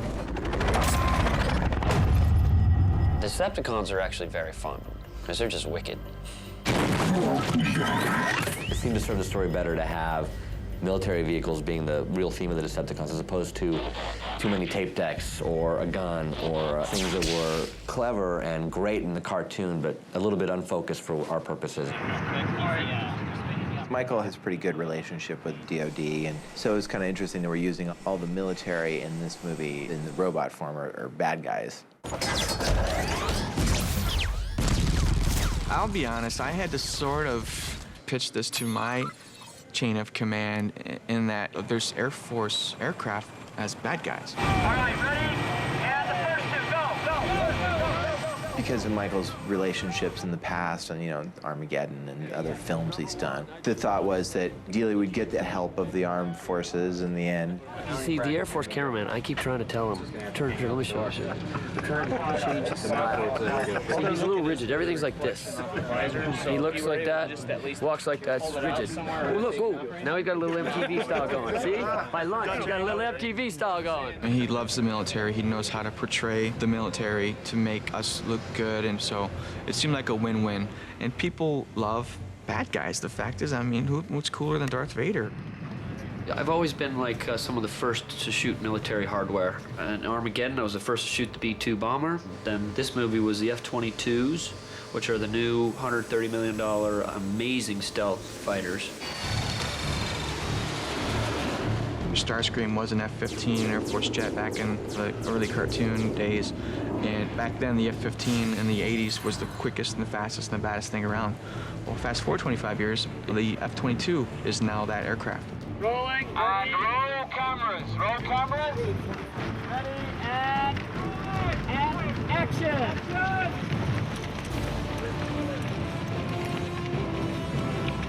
There we go. Look at that. All right, let's do that again. Reset. Very good work, everybody. Reset. Let's do that one more time. What the Air Force has done in this show is shown us all of the good toys. Brandy new stuff that really hasn't even been put into the field yet. Is there any hand signals that the crew guys in the front give? Anything you give at all? Any hand signals? All right, I want to do some hand signals. We're going to come right by you. Guys, go back to the crew. What kind of signals do you guys give? That aircraft is just phenomenal what it can do. There's war games they play where they'll send, 3 or 4 of those things out against 20 or so current F-15, F-16s, and it's not even a contest. Target ID. They can fire on enemies that are beyond the curvature of the Earth. They can track and fire on things that are 270 miles away. So those guys are dead before they're even within visual contact of that plane. So it's just very fitting that Starscream, who's the air commander and second in command, takes that form of literally the baddest weapon system in the world right now. We have Blackout, which is a MH-53 helicopter. It's a gigantic troop transport, mean-looking helicopter. Just looks badass, like the Cobras are kind of slight, yeah, they carry a lot of firepower, but as far as just looking big and menacing, the Sea Stallion was like the logical choice.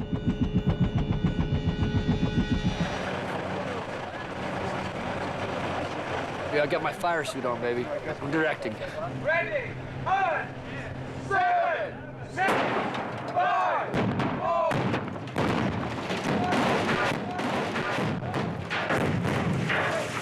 I can't think of anything remotely this huge that the Air Force has been involved with, not only in screen time, but just the amount of aircraft and people and shooting on bases and everything that we've done. What we're going to want to do is we want to stack you guys up.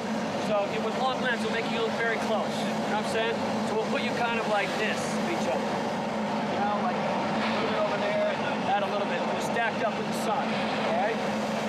Coming over the tower. About 300. The tower is actually a good place to come. Airbus, Osprey 17, do you want airplane mode or conversion mode on this? Left. Correction, right. Right. To me. Come on. Right. To me. Right. Oh, yeah, baby. Right in the golden glow. Lower.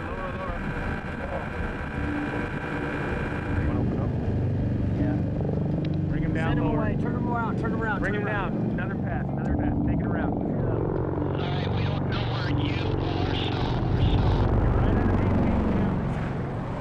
Well, I was also the first to use the Ospreys, which are for extracting soldiers. It's kind of like a helicopter plane. It's like these gigantic helicopter blades. Looks very dangerous, if you ask me. And they actually rotate down and become gigantic propellers that angle forward and can go about 300-something miles an hour. Come back, please. Awesome. Warthogs were a very interesting kind of plane because it's kind of eerie, because they get very low and they're just got this whine to it. Are they coming, Josh? They are.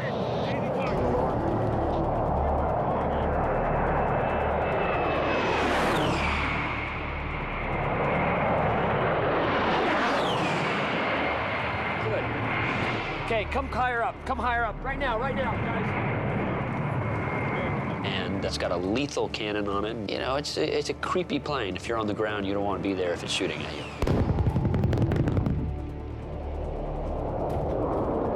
The military gave us the use of the Spooky, which is a C-130, specially equipped, like 18 guns. It's a thing they use to shoot Taliban in Afghanistan. It's a vicious old plane, but it's very lethal.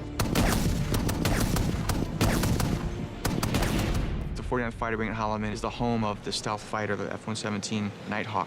Well, they scrambled the stealth fighter, like 50 of them staged there, so we had them all rolling around, and it was crazy.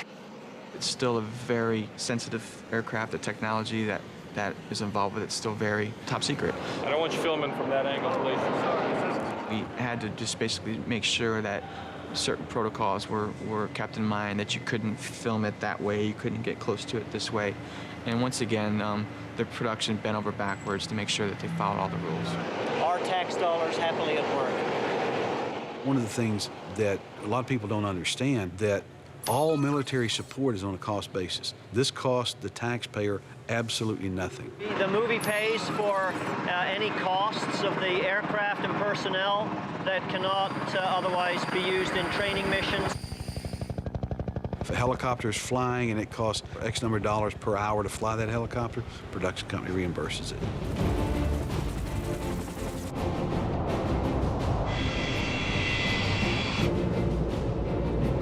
Technology that the government allowed us to be around and some of the tools they allowed us to use, you wouldn't be able to get anywhere else in the world.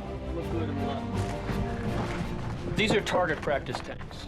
What they do is, this one is a mock-up of a fake foreign tank. So their targeting systems can pick out friend and foe. When they shoot them in the missile test range. At Holloman, they have what's known as a tank graveyard. And there's probably 1,000 tanks and self-propelled artillery pieces and stuff like that. And the first time I took Michael in there, he was like a kid at Christmas. It was like, can I have that? Can I have that? Can I burn that? Can I blow that up? You know, absolutely. You know, you want. Which one do you like the least? The least? This one? Yeah. Because you want to burn it? No, something a little more wicked.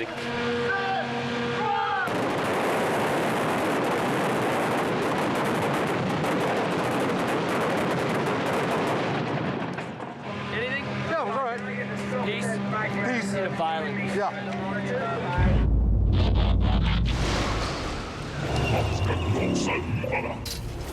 The tank was something that had already been modified by another show. Somebody owned it already, so we modified it and came up with a cool paint job that was cool, kind of non-radar detectable paint job that was based on some camo that we saw on this futuristic battleship image.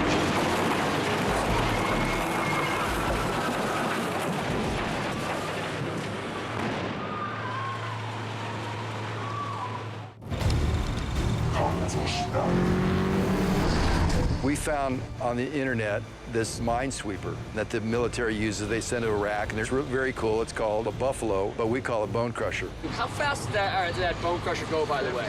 50. It must take forever to get there, right? The image that they used to promote this vehicle had this shot of this arm extended and this big multi-tined fork foreground in the shot. And we finally get the data on this machine. And it turns out that this fork is like 14 inches wide. And they totally cheated the whole thing in Photoshop. This giant thing coming at you, you know, that looks like it could lift up a bus, is like this big. We're like, what? You know, so we basically made this appliance that goes over the existing one that more replicates the version of the machine that we had been reacting to. Originally, the police car was an Autobot. It seems like, to keep with our theme of all the Decepticons seem to take on the disguises of authoritarian vehicles, military jet, tank, a police car. It seemed like a good change. So barricades in there as a police car. Slide the headlight forward and then bring the other arm over. Overtake the headlight. So the idea being to start the light a little. Barricade is a really fun character. He's wicked and mean. Okay, all right. Okay, stop. I'm sorry. Oh, God. Okay, all right. Okay, look. Stop.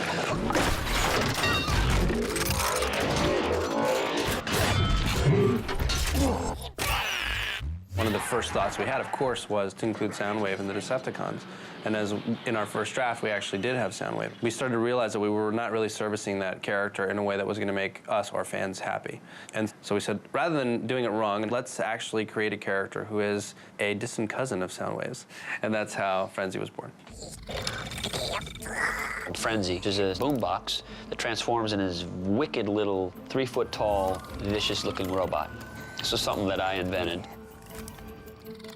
We did an animated frenzy. We wanted to see, did facial studies on how his eye stalks moved and how his mouth moved and how his mask came out of this little boom box, you know, so we did some exploration with that. We started with the computer design puppet, and we had to go back and retrofit and make those things that look mechanical in design actually be mechanical, take it apart and kind of work backwards. What they'll do with the full-size mechanical version of this is that when you bring it into the set under the lighting conditions, it's also going to help out with the CGI guys so they can see how an actual real item would react in that environment. 1, 2, 3. Mostly it's something to interact with the actors because they would have to be fighting against nothing. Exactly. Quick. You gotta run that quick. It's from the Robot Spring Collection. It's real nice. It's a new scarf. DreamWorks bought me. I just put it on when I get cold outside. That's all that this is.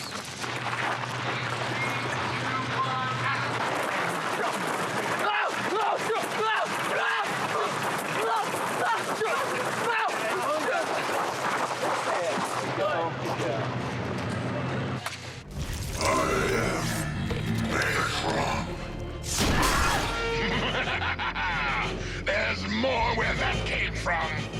Megatron was represented as a pistol, a very realistic-looking pistol that in Japan actually shot little pellets. That mechanism didn't work in the US, but that worked well for a villain in the 80s. For us, we didn't want anyone shrinking, particularly the bad guy. We realized that for him to do that would be the equivalent of Darth Vader turning into his own lightsaber and having someone else swing him around. It's a movie. You have to update. To keep it in the 80s, that'd be great for the 25 of you on the internet, you know? But for the world, it's like, you cannot have Megatron as a gun. Join them in extinction! Megatron transforms into kind of an alien plane. Because he's the most arrogant and vain of the whole thing, and because he doesn't have to really hide. He's one of the only Decepticons who actually goes from his protoform right into his alien jet protoform. What came up was just designing this kind of alien craft, which would hearken to what is happening on Cybertron. So this was a way to show how truly foreign these guys are.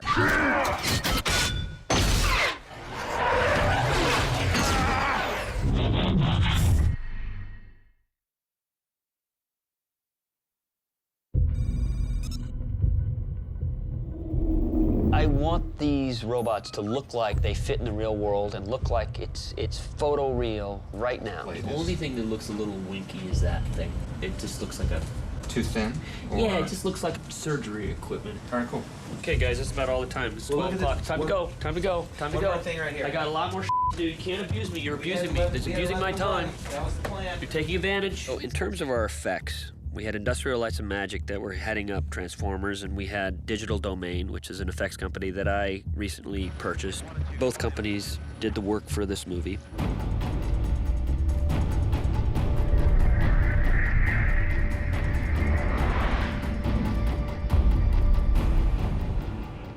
It's a bad dream. ILM did 3/4, and Digital Domain did the last quarter. For us in the visual effects world, having giant robots to animate had a lot of really great potential, something to really look forward to. They assembled a great team up there. I heard we were the show that everyone wanted to be on because there were just tons of Transformer geeks. So it was like a mob session to get onto this show. I thought I was a huge fan, but some of the people I've met here since we got the project just, blow me away.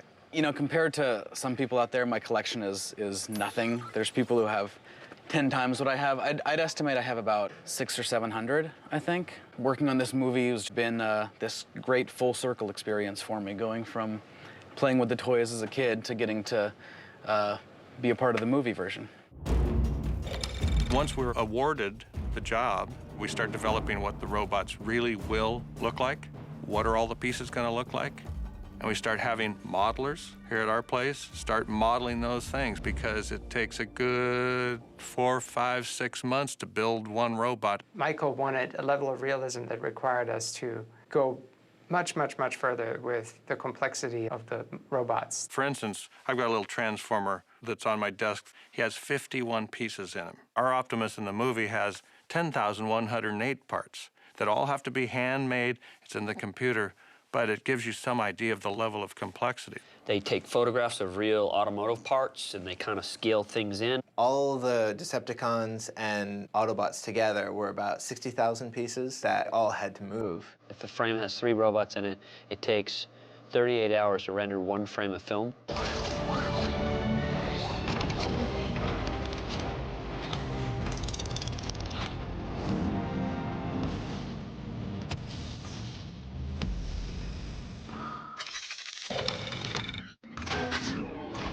Nowadays, I'm doing less and less storyboards, and animatics are just becoming a better tool. It's basically a Saturday morning cartoon of the movie. From that, they'll show us what's going to happen. You can work out some very complicated camera moves, especially when you're working with a height difference of 28 feet, 40 feet. So you automatically start embracing ideas of animation and physics and trying to incorporate that in your little mini movies. It's a different process of filmmaking.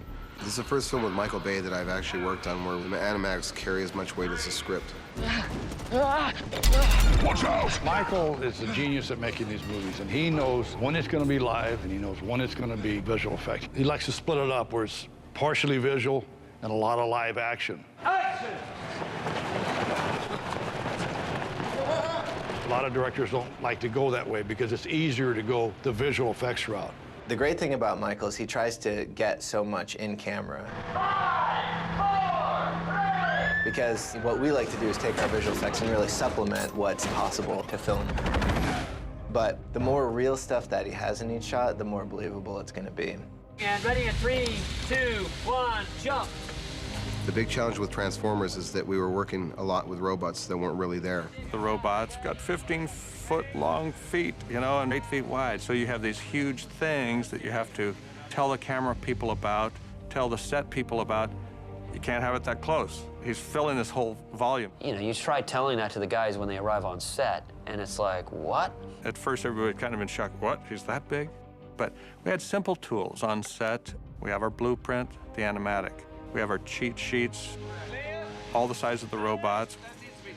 They would bring these poles in, and everything else is acting and working around this pole that will soon be a robot. We're literally using window washer poles to act with, you know, and it's a tough thing. You gotta be in love with a pole. You know, that's been the stretch for me. It's a different form of acting. Can you talk?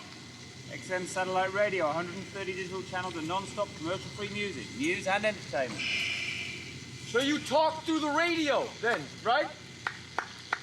And a mighty voice will send a message summoning forth visitors from heaven. We all became immediate fans of Shia LaBeouf because our robots are worth nothing if the actors don't interact with them properly. Every day, all day long, my dialogue was with the A camera operator. Okay, roll on them. Go to profile. And our dialogue is with Michael all the time. Let's plan this, and you work out what the move will be. Okay, you're right where Shia was. You're backing up, and we're gonna go 3, 2, 1, you're going. And the thing is, like, you're backing up like this on the ground because you're seeing it kind of go up in front of you, all right? It was a learning curve, I must say. They got much better at it. The surprising thing with a crew is how quickly they learn. I'm trying to help them imagine the unimaginable. Pretty soon, everybody starts to believe that they're there. And then you guys are gonna crawl back that way because You want to get out of the way. yeah, you don't want to get squished.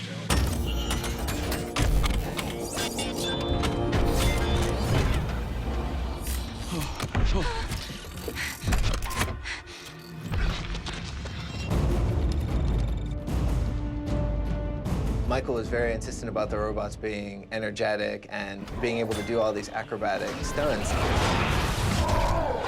We wanted to have fighters and guys that could maneuver in ways that you'd never seen before. We went into this development phase of showing how agile we could make the robots and still convey a sense of weight. And we found that the closer things got to camera, the faster they could move. But when you see the entire robot at a further distance, we had to really slow things down to help sell their weight. I used real stunt fighters. We do fight choreography.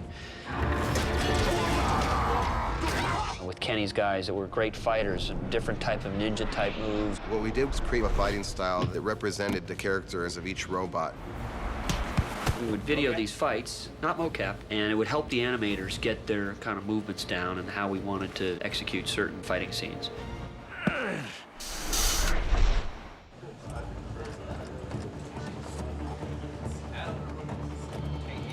More than anyone, the animators are so involved in bringing these characters to life. And the nice thing is, you know, Michael's open to feedback. I'd give him a lot of freedom.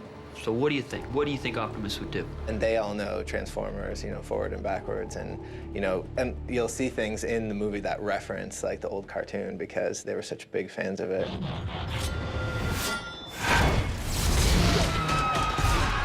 Come on, Decepticon, punk! We've learned Earth's languages through the World Wide Web. We had to get into Michael's head about who these characters were. Believe it or not, it's very hard to animate any type of emotion from a robot if you don't have things that move. Michael stressed to us how important it was to get the performance to read in the eyes. The majority of the performance is sold in the eyes. The more we added, it just made it more real and felt like there's a soul in there. My name is Optimus Prime. We are autonomous robotic organisms from the planet Cybertron.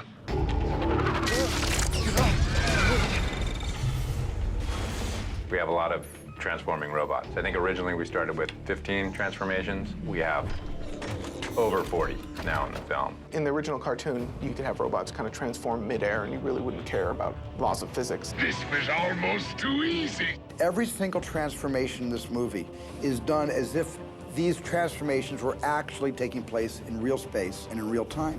There's not too many people in the world that could have figured this out. You know, it takes a real genius to be able to disassemble these things and put them back together in a different shape. Yeah, we didn't want to have metal actually change shape. We wanted to find a place for it on the vehicle and find a place for it that corresponded with the robot. We would really play to camera, like have all the important pieces show up, move, rotate, and go back, while we were shuffling a bunch of cards behind the scenes. In the Optimus transformation, this is the camera move, and what we would do on set is we would put a pole representing Optimus's height, and that's what we start with. The next thing we do is we match the camera move on the computer. So this is what Optimus would look like if he were just standing in the shot on the ground. So this is the transformation take. So it's all happening right in front of camera, in front of the audience's eyes.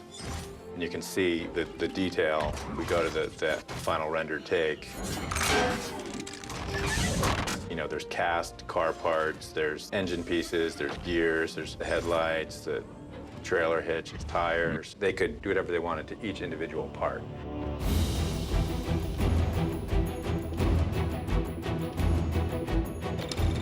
Friends of mine that are not in this business are always kind of nonplussed when I tell them that we have to, in a computer, completely recreate every single situation that we're shooting in.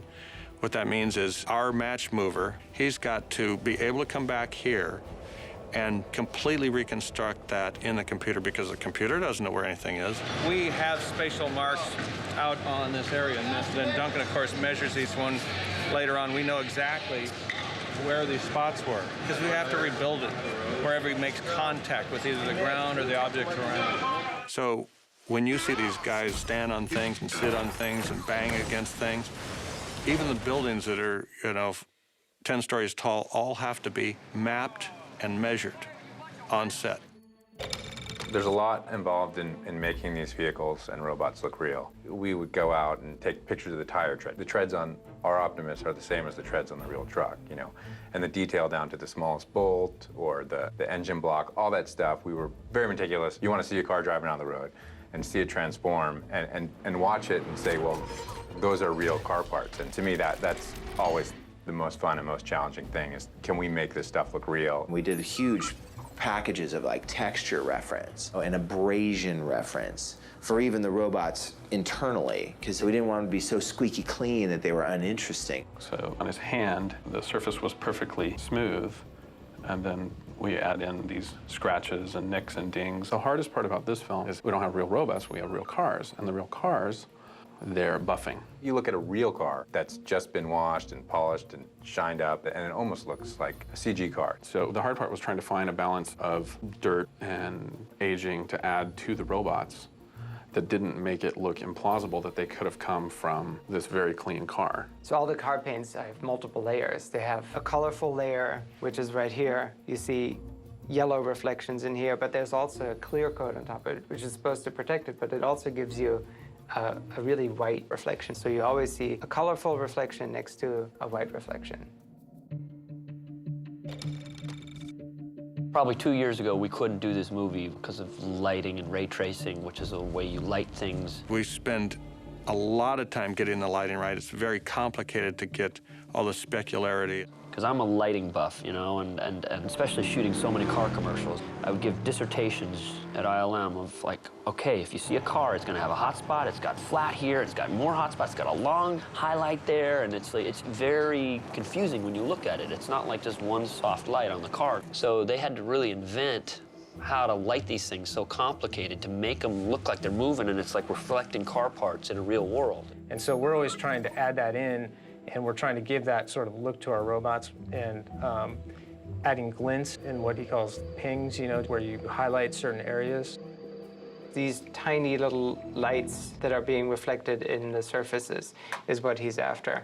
That was so interesting for us that I think most of us lighting people became road hazards because we're driving around looking at other cars. The robots are shiny. They have glass, they have metal, they have painted surfaces. The entire environment has to reflect. So every single shot has an environment recorded for it that gets now projected onto the robot. Otherwise, it will look phony baloney. We apply everything that we've gathered from set, which is really high-resolution environments, and everything is being reflected in the car panels. And obviously, these robots are moving around a lot, so we're getting a lot of reflective play on the surfaces. And there are major light sources in here, from the headlights, there's the overhead balloon, there are the eyeballs in there, which have to be glowy, the blinking lights. We have the blinker right here, and then the face and his mouth talking is being reflected in the hood of the car. And that is what really sells it at the end. That's sort of the icing on the cake for us.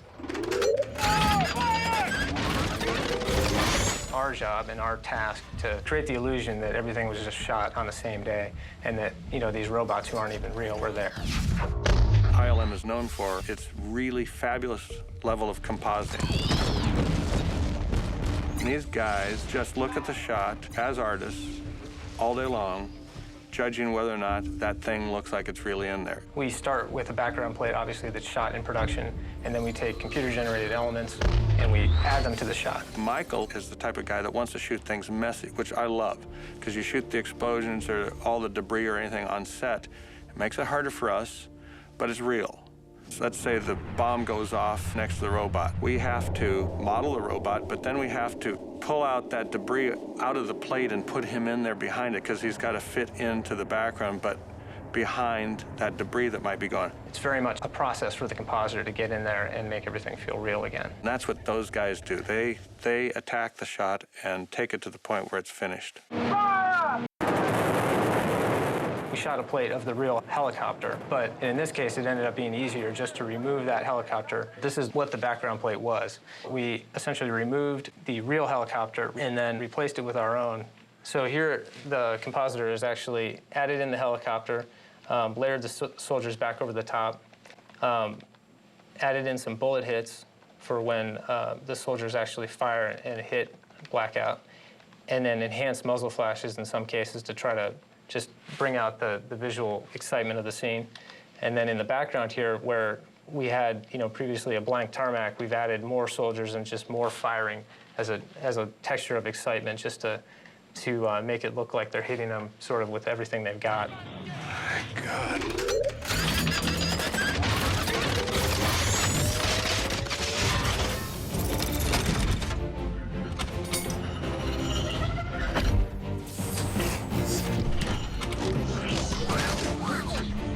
Everyone is just amazed at what they've done with the robots in terms of just how real it looks, how complicated it is. When you finally achieve a look where it really looks real, that's it. That's the biggest excitement of the day. There are definitely days when we go in and we review the shots and one comes up and you just say, whoa, you know, that's incredible. Like, it looks like a real transformer. That takes a high degree of artistry and technical support to make these things look that way.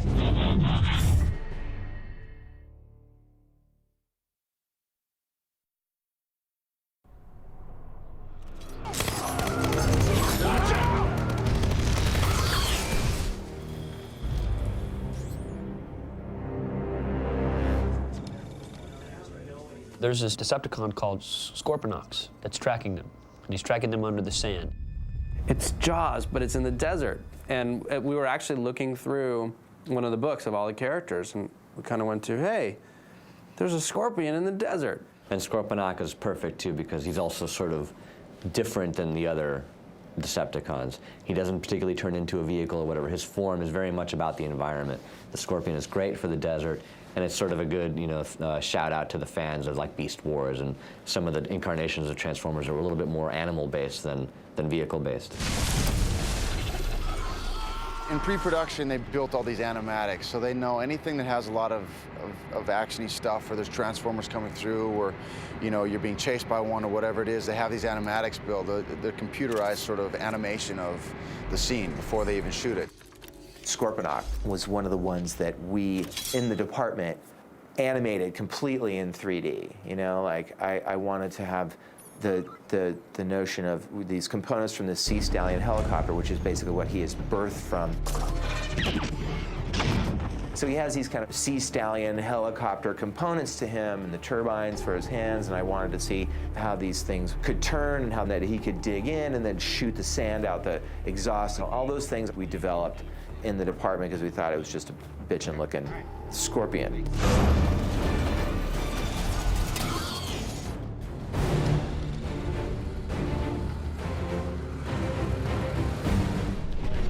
It's not like these, but there were some that didn't look, they were taller than that. These are target practice? Right now we're at Holloman Air Force Base in Alamogordo, New Mexico. It's actually a very active military base because they do a lot of support work for the war effort in Iraq right now. Since it's a missile range, everywhere you go, there's a chance of live ordnance. You go to this fence on the Scout, and it says, don't walk in. Live ordnance could be possible, unexploded bombs, blah, blah, blah. And I'm like, okay. So we step over the fence, and it was weird walking. And I kept walking, but looking down. And so we actually had a minesweeper clear when we shot there for a good 5 acres. You see a little bit of go, and then the two mandibles. Kenny, move over this way. Yeah. But the idea that they bust through and then the wire pulls them away, Probably no matter what, you want them on, either side. And let's, it'd be nice, whatever he does, it should be small and built, like a crescendo. We are on Holloman Missile Range. Don't pick up anything with a red tip.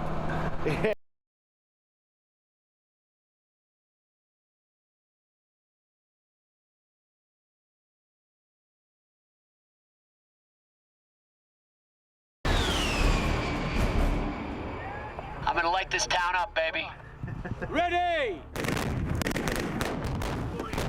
In Mexico, we all had a really good time. We blew up hundreds and hundreds of pounds of black powder and thousands of feet of primer cord. So there's where I told you about wetting it down. The chunk. You see the chunks in there, Michael? That's good. We had primer cord, which can take down a tree or destroy a car. It's a little like rope-like explosive. I had them lay out like 200 of these strands so that they can fire it on a millisecond thing where it's like, it makes it look kind of like a wave coming at you. They put the high explosives on, then they put just carpet on top of it, and then they put sand on top of the carpet. And then when this was ignited in a sequential order, the carpet just lifted up, and it bounced the sand high enough. And it gave Michael the exact look that he wanted. Hands up! Cut. How was that, Dave? Pretty good. Huh? Good. Were you still in it when it was falling? Yes, sir. Oh, good. Thank you. There were a lot of bombs, a lot of explosions, a lot of strafe hits. There were people flying through the air. We had guys on ratchets.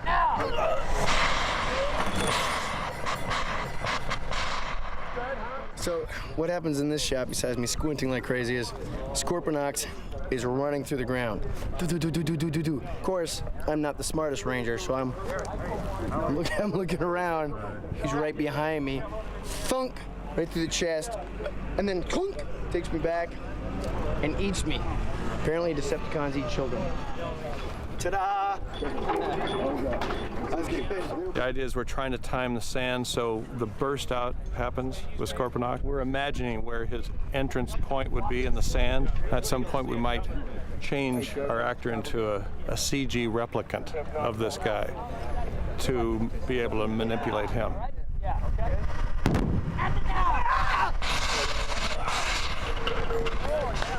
That was cool. That was cool.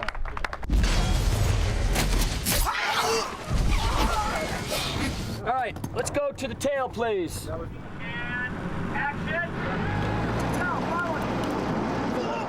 Michael wanted a Scorponok's tail slithering through the sand. We just made a whole track right out of plywood where it actually had a groove in it. They put the lightweight plastic down, and then you put a razor blade in front of it, and as Scorpion is going through it, it just cuts that path. Something, little piece. All right, guys, I'm going to show you an animatic of what we're doing. It's a pretty cool shot. It's a trailer shot we're doing right now. Watch this. It's the one where he jumps out. So I need you running. It's right on you. You know what I'm saying? So you've got to have that in your faces. All right? All right. Trailer shot. See? Trailer shot. Which camera am I running towards, Mike? You're running towards that umbrella, guys. That umbrella is where we're running, all right? But the actors, they had to run, and I'm like, Tyrese, don't trip, because that's a real explosive. If it goes off, you better run. All right, y'all. This is it, Jack. The trailer. Full throttle. I mean, this is more heroic. You know? Action! That fear on their face was them being real. And I said, just remember to, at one point, to look back and look up.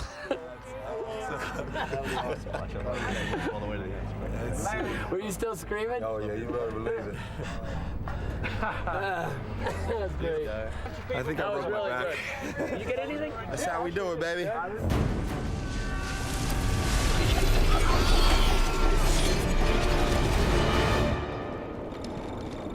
In each of the shots that we set up, we have to have a representative size for Scorponok. We want to mark where this is, where the trench is.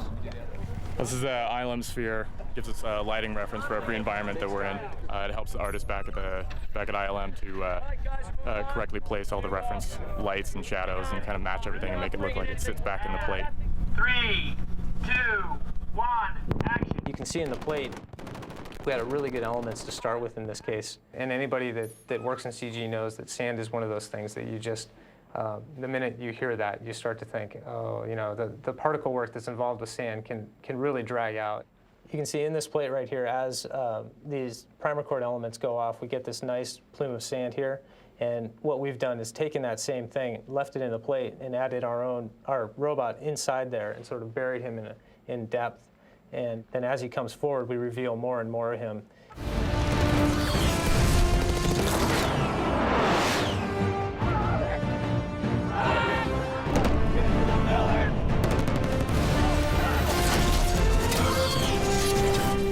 Oh, what is that? You know, it's not a bad job.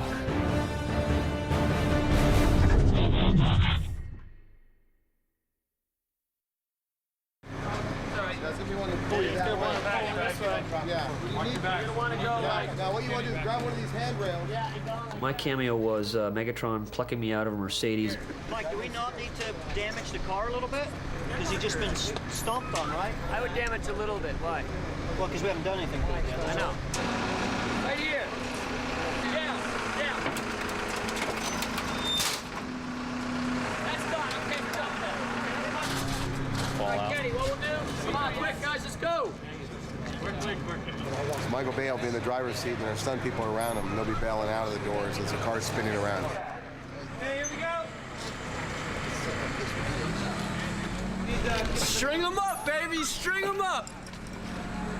Okay, gun up in the air. Picture. Okay, stand by, please. Is that good? Is that good for camera? 3, ready, and action! And 5, 4, 3, 2, 1.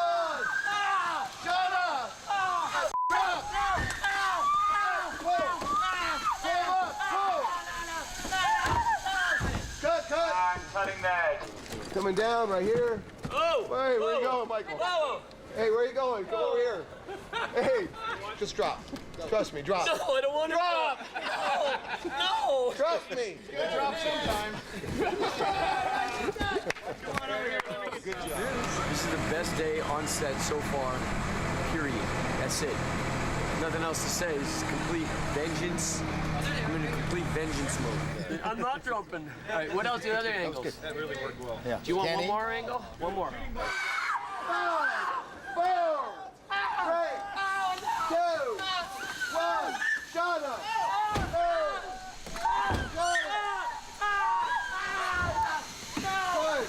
Hold there. Cut. Coming down. All the way down. You're back. How was that? Is that good? Good job. It was a very expensive shot, but I cut it out of the movie, though. And he's supposed to fling me. I mean, that would have been funny. Humans don't deserve to live.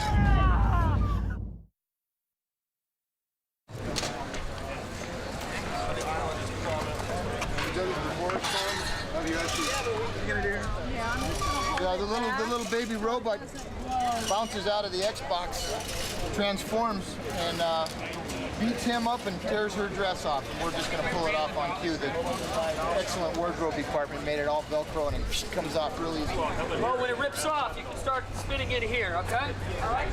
But I'm facing in. Yeah, but you're spinning. Hey, Michael, you're looking at this thing right here.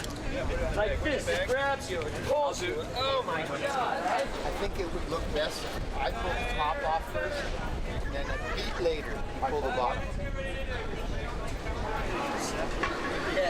Now, we're going to have to Here we go. Ready? And... 3, 2, 1, action!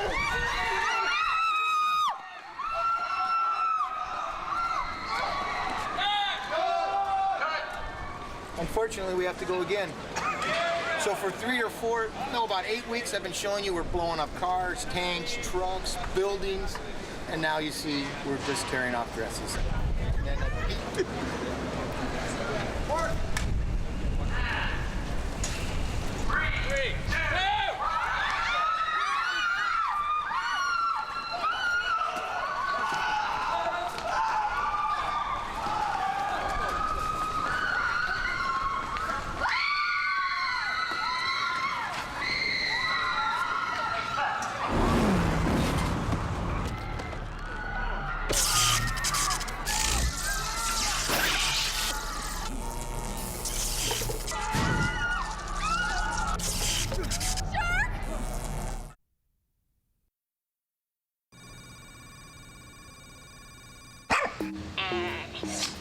Cover.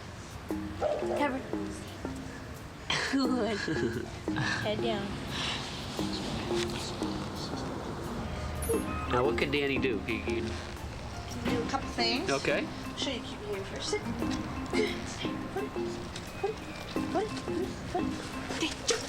Good. Oh, that's the Joe. That's cute. Good. Good girl. Oh, that's funny.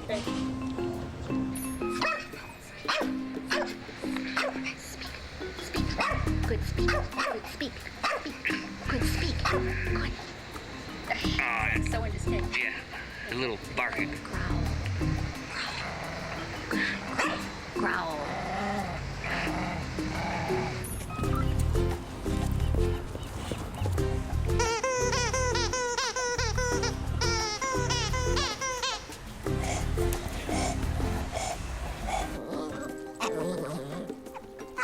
I can't do it anymore. You're putting girl jewelry on a boy dog. He's got enough self-esteem issues as a chihuahua. Mom. That's his bling.